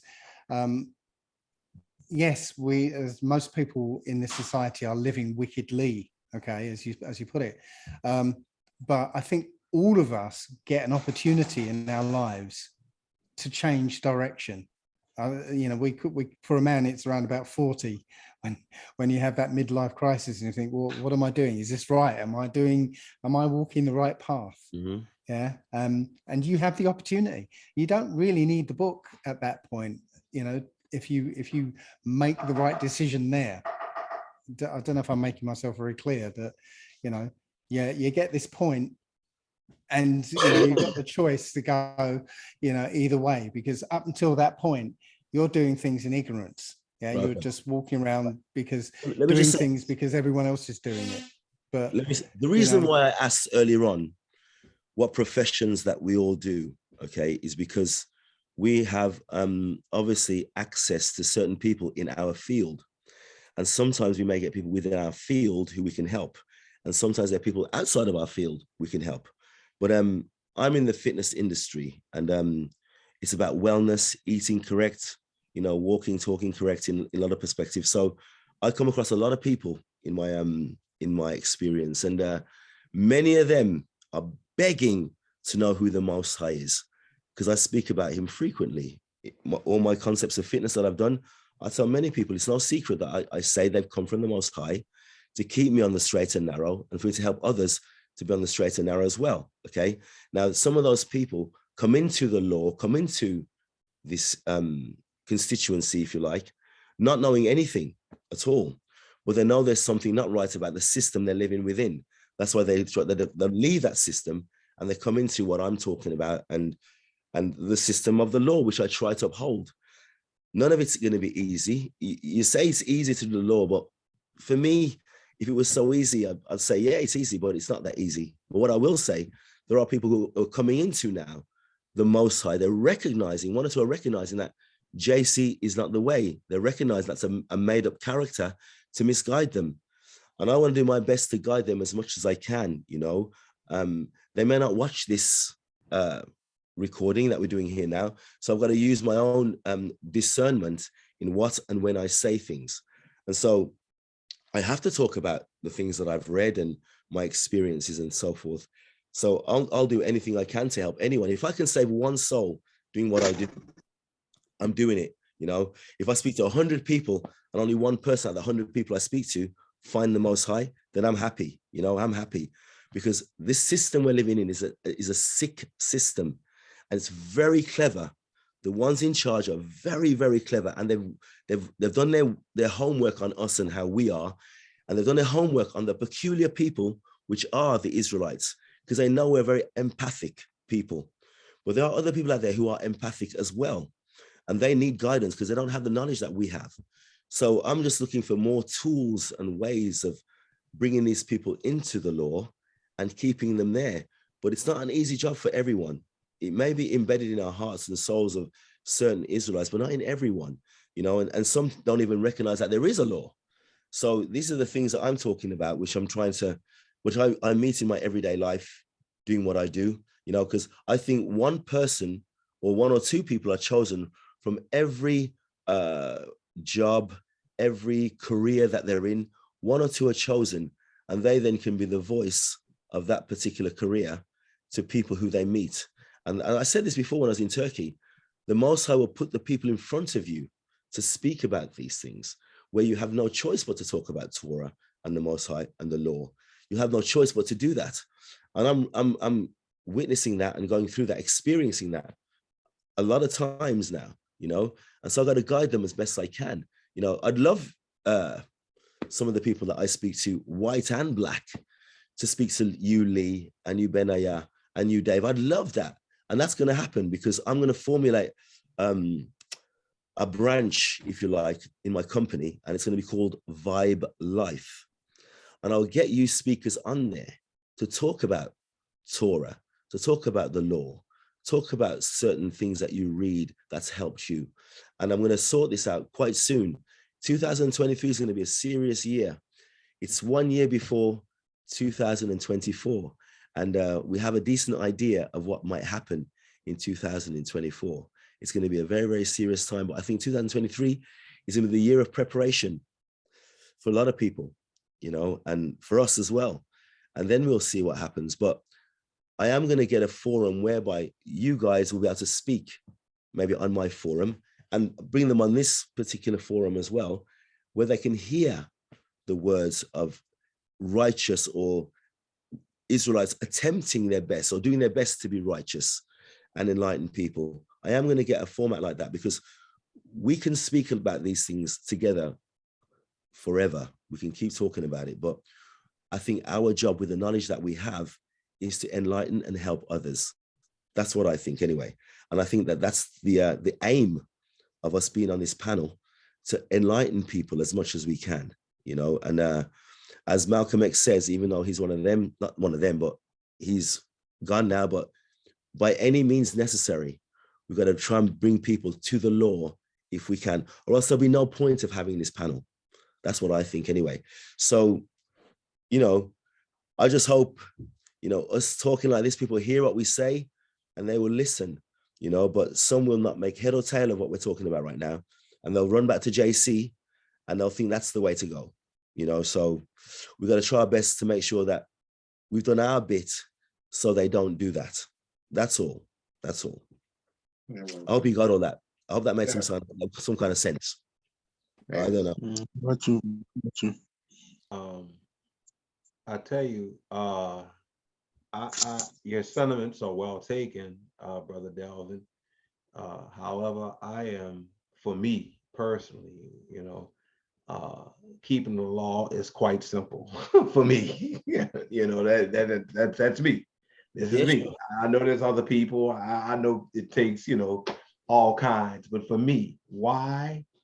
It's like Brother Malachi said, it takes discipline, you know, and if you're a disciplined person, and if you mean to want to do it, you know, whatever it is, it becomes easy for you. It's not a big deal.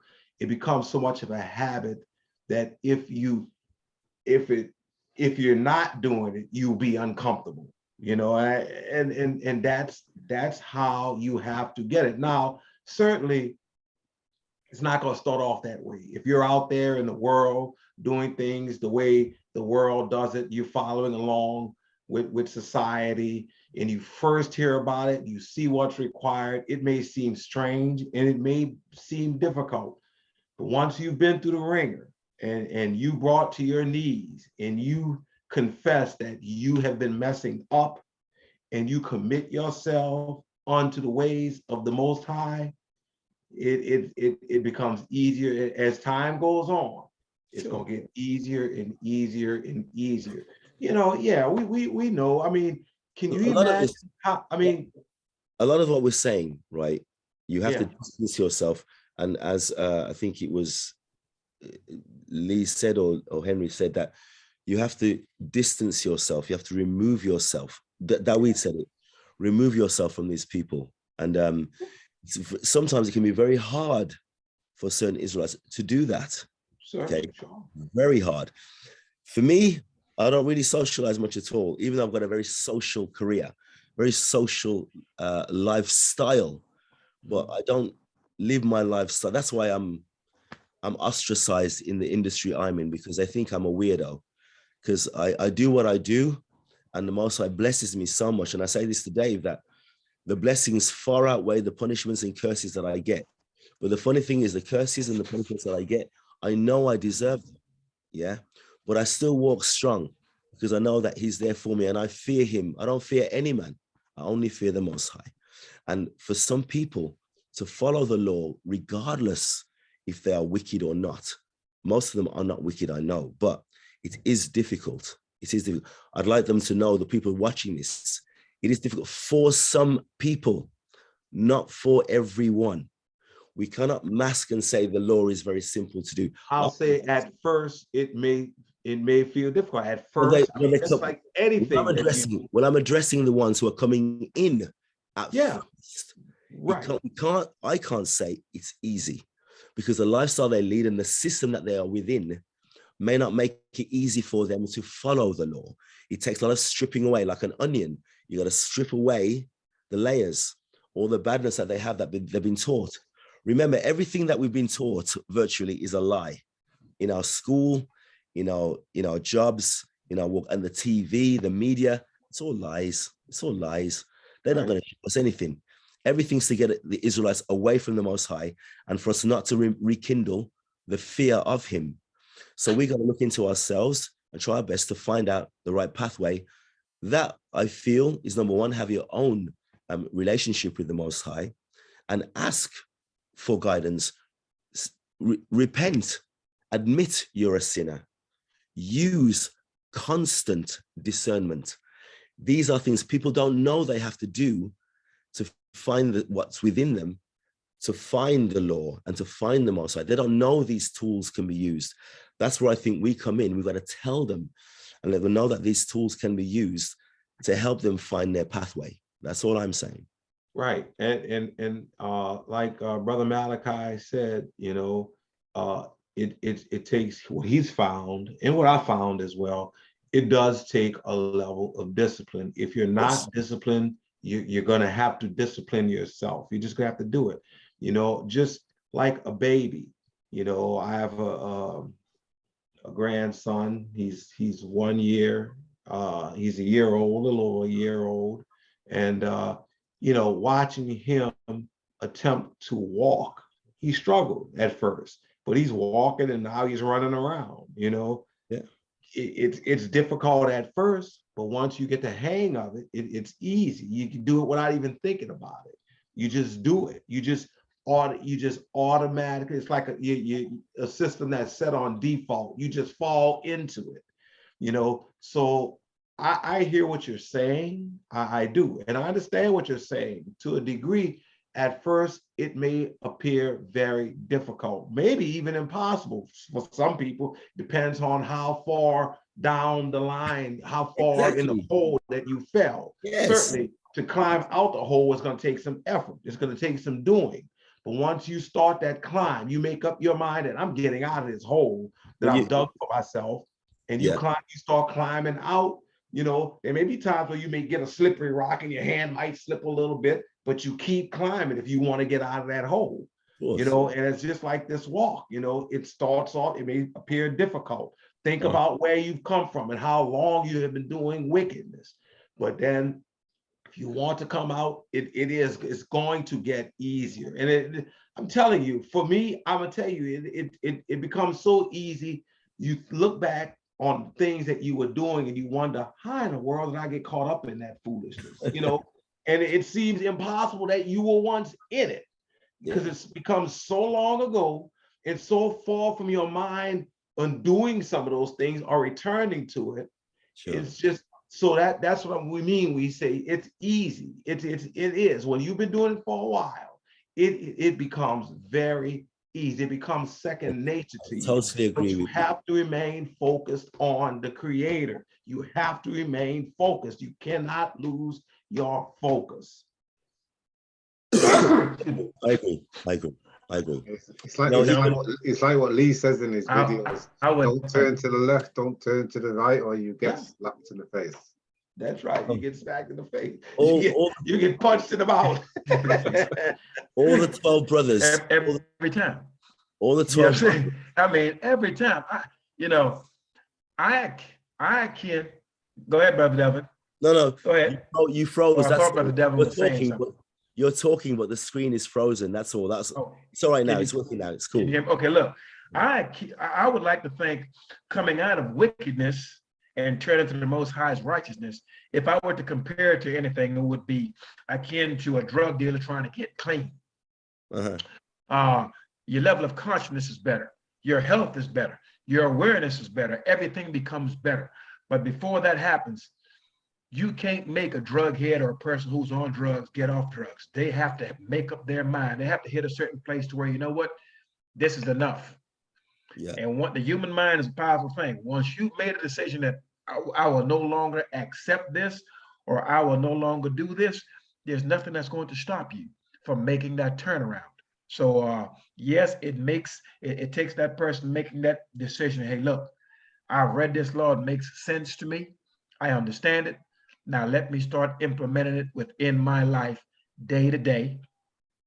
And I think once they see the benefits of it, the health benefits and everything else, because once you start dealing in the law and moving in the law, there's many people that you may have been attached to that the Most High is going to detach from you. You have to be willing to let those people go. You're going to have to be willing to let go of a whole lot of events and things in times past that you have enjoyed, that you can no longer take part in. So I think a lot of people, once they look at the law and see some of the requirements thereof, they are fearful of offending others or think that they may be missing out on something. But once you start walking in the law, you realize clearly you won't be missing out on anything. In fact, your life will be enriched by doing that which is right in the sight of the Most High. And those who are not walking in the light, not walking in the law, you'll be able to sit back and watch them fall to the left hand and to the right hand, but that trouble will not come near you or your house. Now, this is something I definitely want to make plain. That our young brothers need to know, and those who are listening to us, and we know clearly, if you think for 1 second that only Israelites are listening to us, that is not correct. There's many people that's listening to what we're saying here that are not of the house of Israel and are very much interested in turning their lives around and walking in the Most High's law. Like I've said, Brother Ye has made some errors in times past, and his idol cannot deliver him from what he's enduring right now. For anyone that's turning to the Most High for the first time and is now hearing of the Most High's law, statutes, judgments, precepts, when you find yourself in turmoil, you find yourself or your house in disarray, and the Most High is bringing his wrath upon you, as he is, Brother Ye. When you find yourself in such a position, what we have done in times past is we would fast. So if you're enduring such hardships, take a day to fast. The correct way to communicate with the Most High and to commune with him is getting find a compass on your phone and download some sort of app that lets you know exactly where Jerusalem is. And you're to face Jerusalem, get upon your knees, lift your hands in prayer, bow your head, and make your supplication towards the Most High. This is the way that you reach the Most High and you acknowledge whatever fault or errors you have made in times past, that you may get some relief. Turning to the idol will not do it. And our young men need to know clearly that by putting the laws, statutes, judgments, and precepts before you, it's like walking with the Most High before you. You can get things done. So this is one of the things. We all know where Jerusalem is. Excuse me? Do we all know where Jerusalem is? Not everyone don't. That's why I said you have to download an app on your phone, and the app will show you exactly where Jerusalem is from your house or within your living room or wherever it is you may choose to pray. And so you face that direction, get upon your hands and your knees, you lift your hands in prayer, you acknowledge your faults, and you reach out to the strong one of Abraham, Isaac, and Jacob from your house, because this is how we were instructed to pray when we were in the lands of our captivity and we besought ourselves. Once we came to the realization that we are the children of Israel, these are the many things that has happened to us, and this is why it has happened to us.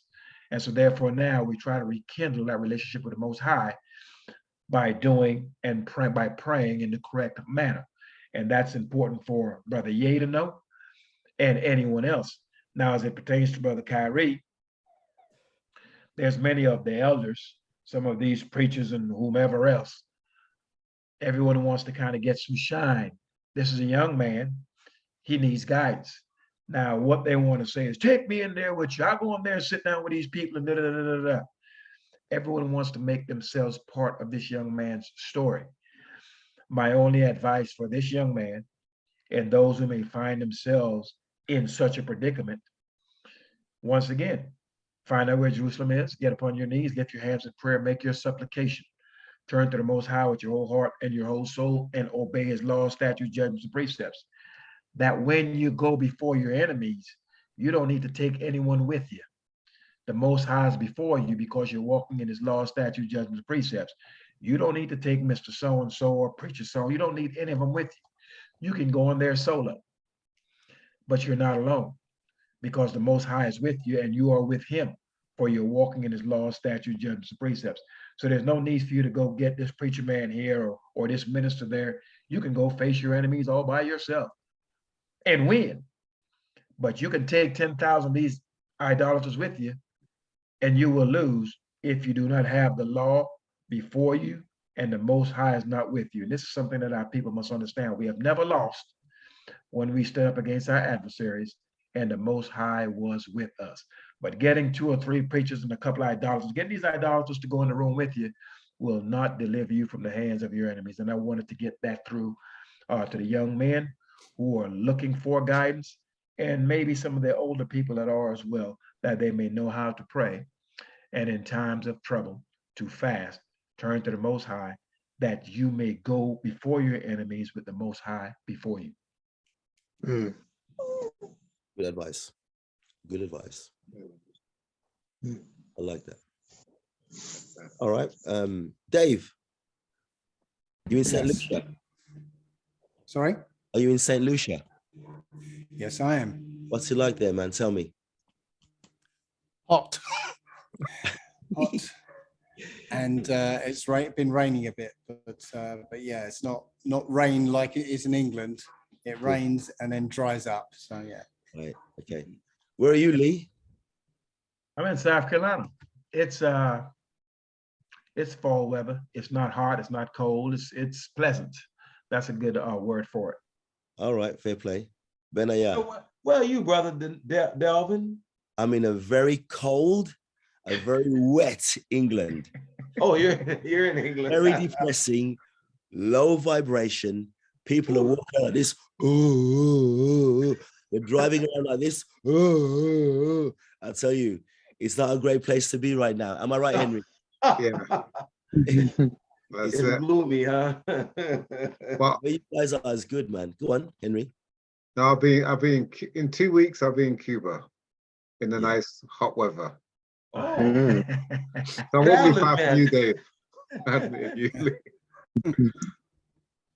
I'm going to Jamaica in 2 weeks to see my auntie. It's her 80th birthday party, and we're going over there. So I'm looking forward to that. So, you know, we have to try our best to find a high vibration somewhere, because this system, and in the UK anyway, the weather and the people, very low vibration. It's not great to be here, but I always find the Most High the best place to be, talking to him, letting him know my problems, letting him help things with me, and me repenting to him and just asking for guidance. So I have no problem with the weather and stuff here. It is depressing. It's very wet. It's very cold, but it doesn't bother me, man. It doesn't bother me. I'm cool. I suspect we won't have to worry about it too long, because I think what's going to happen is going to be happening in the next few years. I agree. I think we can all feel it, that something big is coming, and coming, I've already nailed my colours to the wall, because I've said, 2024, 25. America's going to disappear, so we've got to be out of these countries before then. Well, we're hoping. I've got my eyes wide open, Dave. I tell you what, I mean, like I said, I've looked at your video discussing that as far as the X across the nation. I don't know if it's going to happen or not. I'm certainly keeping my eyes open, and I appreciate any warning any Israelite get. I'm paying attention to it because I don't know. We will certainly, time will always tell. What I do see here, and Brother Benaiah may be as well, is that many of our people are now coming to the light in the understanding that, you can vote all you want, it's not going to work for you. As the Most High clearly stated, we're not to put any of our enemies to lead us. And we have continued to do this in the many nations of our captivity. It has failed us.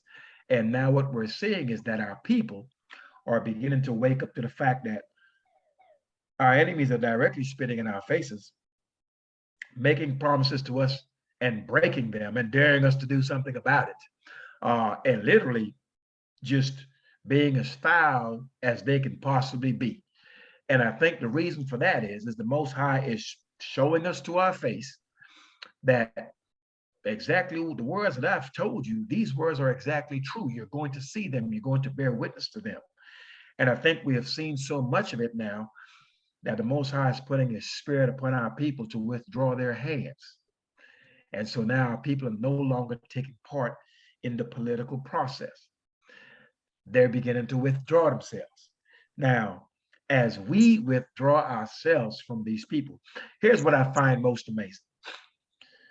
They may state that, they slap our faces up on the TV that we don't take care of our kids, we're deadbeat dads, the mother is no good, the man is no good, the whole lot of us, we're thieves, we're liars, we're crooks, we're untrustworthy, we're the devil, we're all these bad things.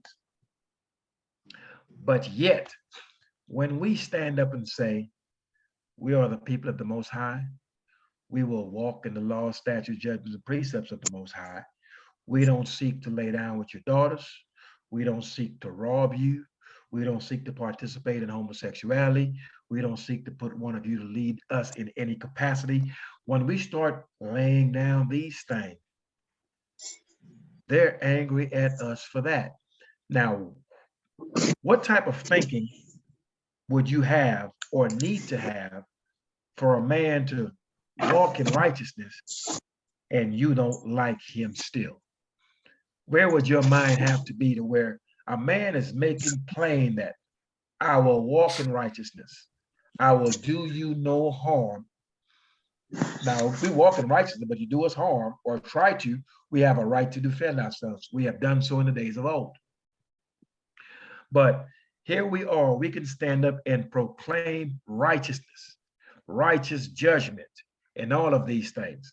And yet we're scorned by our enemies, by these people. So it's clear that we are in the midst of our enemies, irregardless of what we do or try to do. So kissing up to our enemies and trying to eat the meat at his table will only be to our own demise. As Kyrie is finding out that he can make whatever apologies he needs to or wants to, yet the wicked man, he could care less about your forgiveness and about your apologies. He will not regard them.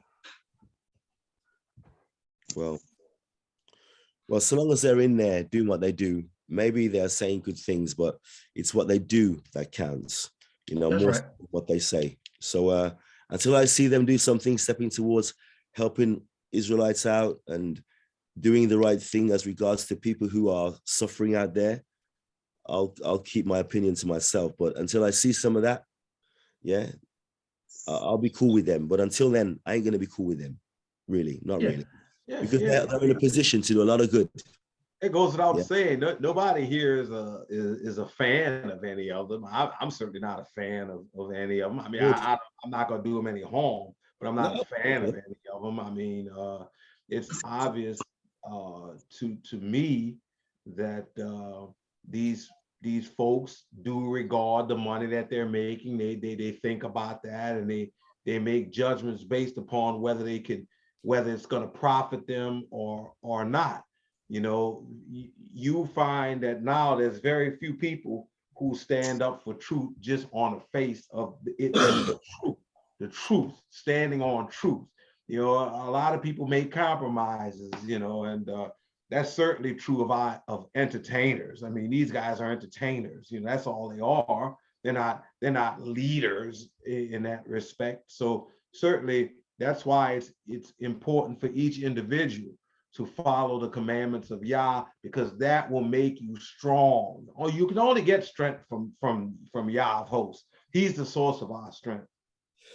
You're looking for strength. I mean, with no offense to Brother Delvin, he's in the health and fitness industry. I know you can develop physical strength, but I mean true strength, inner strength, discipline.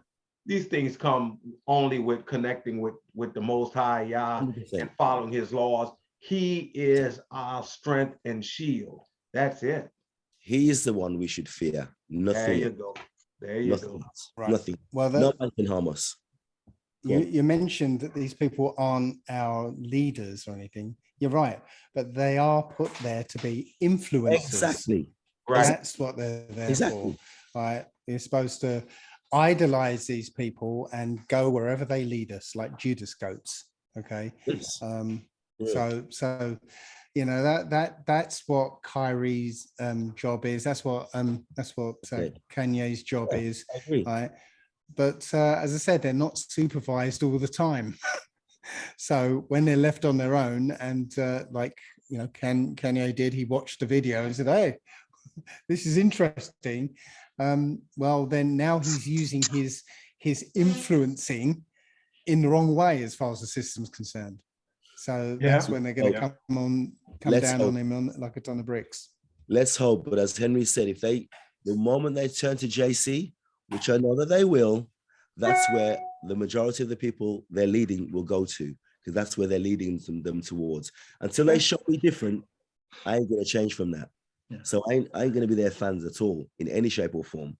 But I know for a fact they're leading people down that way, because things are getting so, these people who run the system, yeah, they know the power of us. If we got together and we lived Torah, they know the power of that, and they're crapping themselves, excuse my French. They're very worried right now, because if we get together and assemble and do our best to speak to the Most High, live Torah, yeah, they know they're in big trouble. So they have to use these people of influence to misguide people as much as they can. And so until they start talking about Torah and doing things the right way and showing physically that they're trying to help Israelites, I know it's just a show. They're just actors, all of them. But until I see different, that's what I believe, I'm afraid. But we will see. Time will tell. Time will tell. Yeah, I think you're accurate with that, Brother Delvin. It's, if you looked at that documentary, I haven't looked at the entire thing. I've seen enough clip and I've looked at enough of it, though I have not seen it in its entirety. It certainly brings awareness, but at the end of the day, it leads you back to JC. That's what it's coming down to. And most of our people in the West, let's face it, they walk after JC. So I think now is where the rubber meets the road, to where all the many different peoples of the earth are going to stand up and proclaim their idol. And the Most High is going to make it plain to all the people and all the inhabitants of the earth and the nations exactly who he is. Yeah. And going to separate himself from all these other idols. And so I think that's what we're waiting for. That's what we're expecting. And when that does happen, there's going to be a whole lot of dead people. And that's something that everyone has to be prepared for, because this is not going to be one of these cases where you make a choice and you're wrong and you get to redo it. There will be no redo here. And so this is where we have to be aware of, okay, if you think this is going to give you everlasting life or whatever you may want to call it, it's fine that you think that. But if you're going to bet the house on this thing, you better make sure you do all the necessary research to make sure that you're not in error, because it will certainly cost you your life. And this is the part where the discipline comes into where, okay, if I'm going to put my bet on this thing, if I'm going to bet the house on it, let me make sure I know exactly what it is I'm betting on. And this is where our people have to certainly go do their research. That way they don't make the wrong move, because there's no jumping of fences when the Most High decides to bring his wrath upon the earth. Oh, that's perfectly said, Elder. Wow. And that's what I was saying before earlier. Like, don't, like you said, don't put all your chips in on this documentary. You get what I'm saying? And continue to apply yourself to get the knowledge and eventually obtain the wisdom. Because like I said, it's a lot of trickery out here, and you just put your eggs in one basket off this documentary. Is, like you said, you taking a big gamble with your life. We're not in a position now during these days and times where you can afford to do that. You're gonna have to go out and you're gonna have to dedicate yourself to get this knowledge and keep that law. So yeah, that's perfectly said. Right. Well, I'm gonna have to drop off now. It's been about 3 hours now. So Yeah, no, I think we can. Any last word before we close up? Brother Benai, let me start with you. Mm-hmm. Brother Benai. Yeah, I want to thank you all and thank Yah of hosts. All praises to him for his mercy endures forever. Let me tell you something. It can't be stressed enough. You have to turn to the laws of Yah. You have to do what he says, the way he says it. There can be no deviation from what Yah says. He gave us a command, no, a command, not a suggestion, not a recommendation. He gave us a command, and we are to do it. Speaking of contracts, we have one with him, okay? And we must keep the contract. That's it. We have to keep our end of the bargain. There's no such thing as not doing it. You have to do it. If you don't know what it is, find out what it is. Read the book of remembrance. You get a King James version, whatever version you can get your hands on, whatever version you just get into that book and read it.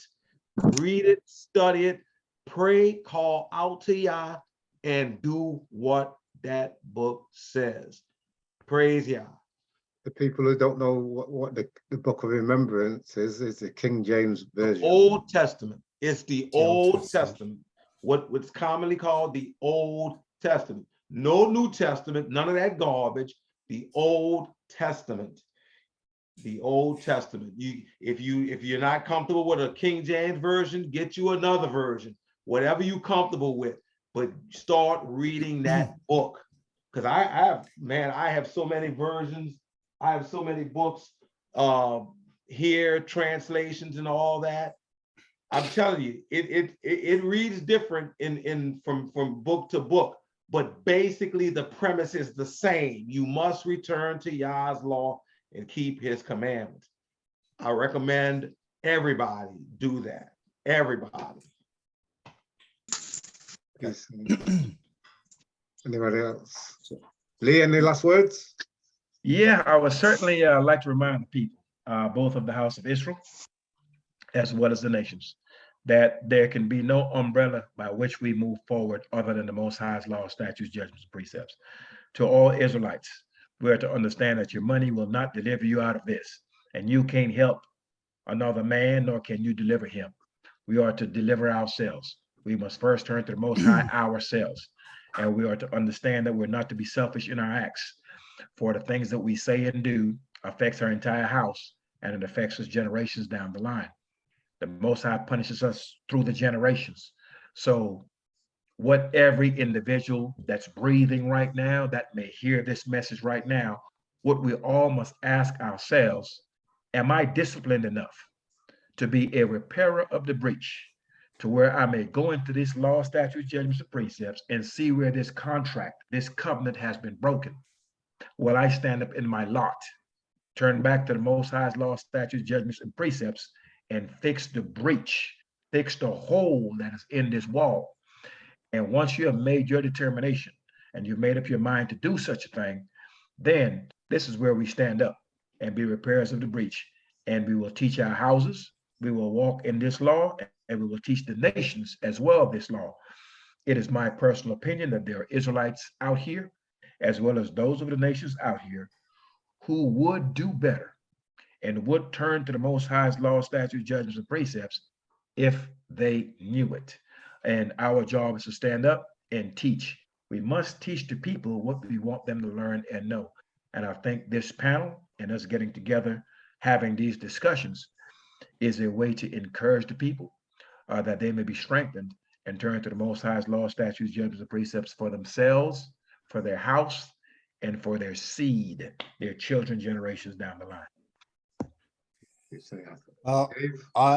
I'll say that. Well, I'll go back to when I first found out. Yeah, thing that I once said was that once you find out that this is a created place and that there is a creator, then you'd better find out who that creator is, what he wants, and do exactly what he says, because he's the creator, right? And there just so happens to be a book where his thoughts and commandments and ideas are all laid out. Now, that book, well, if it has the thoughts and musings of the Most High Creator of all things, everything that you should need to know would be in that book. There would be no need for a New Testament, because if JC was real, the Old Testament would be full of his acts and deeds. There would not be a need for a New Testament. So that there, once you just apply simple logic, the whole idea of the New Testament goes out the window, right? That book is enough to lead you back to the Most High, and anyone who's earnestly seeking him will find him. So that's all I've got to say. Definitely, most definitely. And put a short bit on that as well. As it pertains to the Most High, we are a people who our knowledge, wisdom, and understanding was stripped. We are people suffering from amnesia, don't know who we are, don't know who our God is, don't know why we're here, what our purpose is. Now, if a man has amnesia, you cannot give him anything that's new. You have to give him something from the days of old. And this is the book of remembrance. As we come into to remembrance, into this great awakening, we have to revert back to who we were and who we are from the days of old. And this is where we'll find our God. This is where we'll find our land, our customs, etc., etc. It can be found in the book of remembrance for those who are being brought to remembrance, and we are to remember that. You cannot teach a man or give a man who has amnesia something that's brand new. You have to show him of himself from times past, and that book is a mirror into our past as well as into our future, which also clearly spells out our present. Yes, sorry. Yep. Wise words. Nice words. Wise words. David or Delvin? Or... Well done, really. You guys have said it all, really. I was just going to say, Deuteronomy 32:7. Remember the days of old. Consider the years of every generation. Read the books of the law, and they will teach you, and the books of the prophets, and they will tell you. So you got to read. You won't know the Torah, you won't know the law without you reading. You better read. So they'll tell you all what you need to know in there. And if you're unsure, ask the Most High for guidance, and he will guide you. Yeah. So all thanks and praise to the Most High. Every time we do what we do, yeah, we may get punishments along the way, but the blessings far outweigh the punishments. And I'm going with that every time. So all thanks and praise to the Most High. And thanks Blessed be the name of Yah. Blessed be the name of Yah. Well said, Brother Delvin. Blessed be the name of Yah. Do that. Praise God. Praise God. Praise God.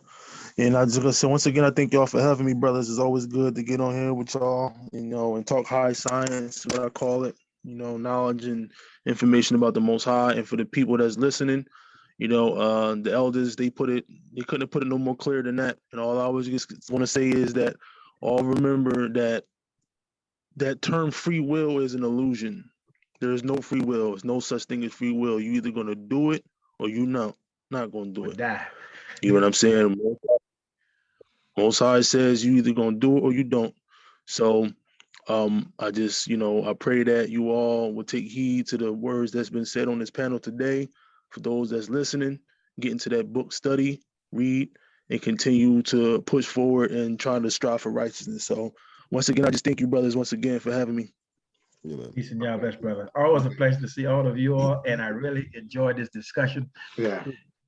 Yeah, this really, and not to mention, I enjoy having a discussion with all of you, but most importantly, there are people that have sent me emails that are at my channel, and they're also here, that they look forward to us sitting down and having these discussions. So we're having an impact on people that we do not even know.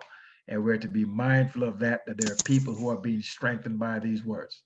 All praise to the Most High. Praise Yah. Praise the Lord. I think it'll be more powerful once Henry gets some grey in his beard like everyone else.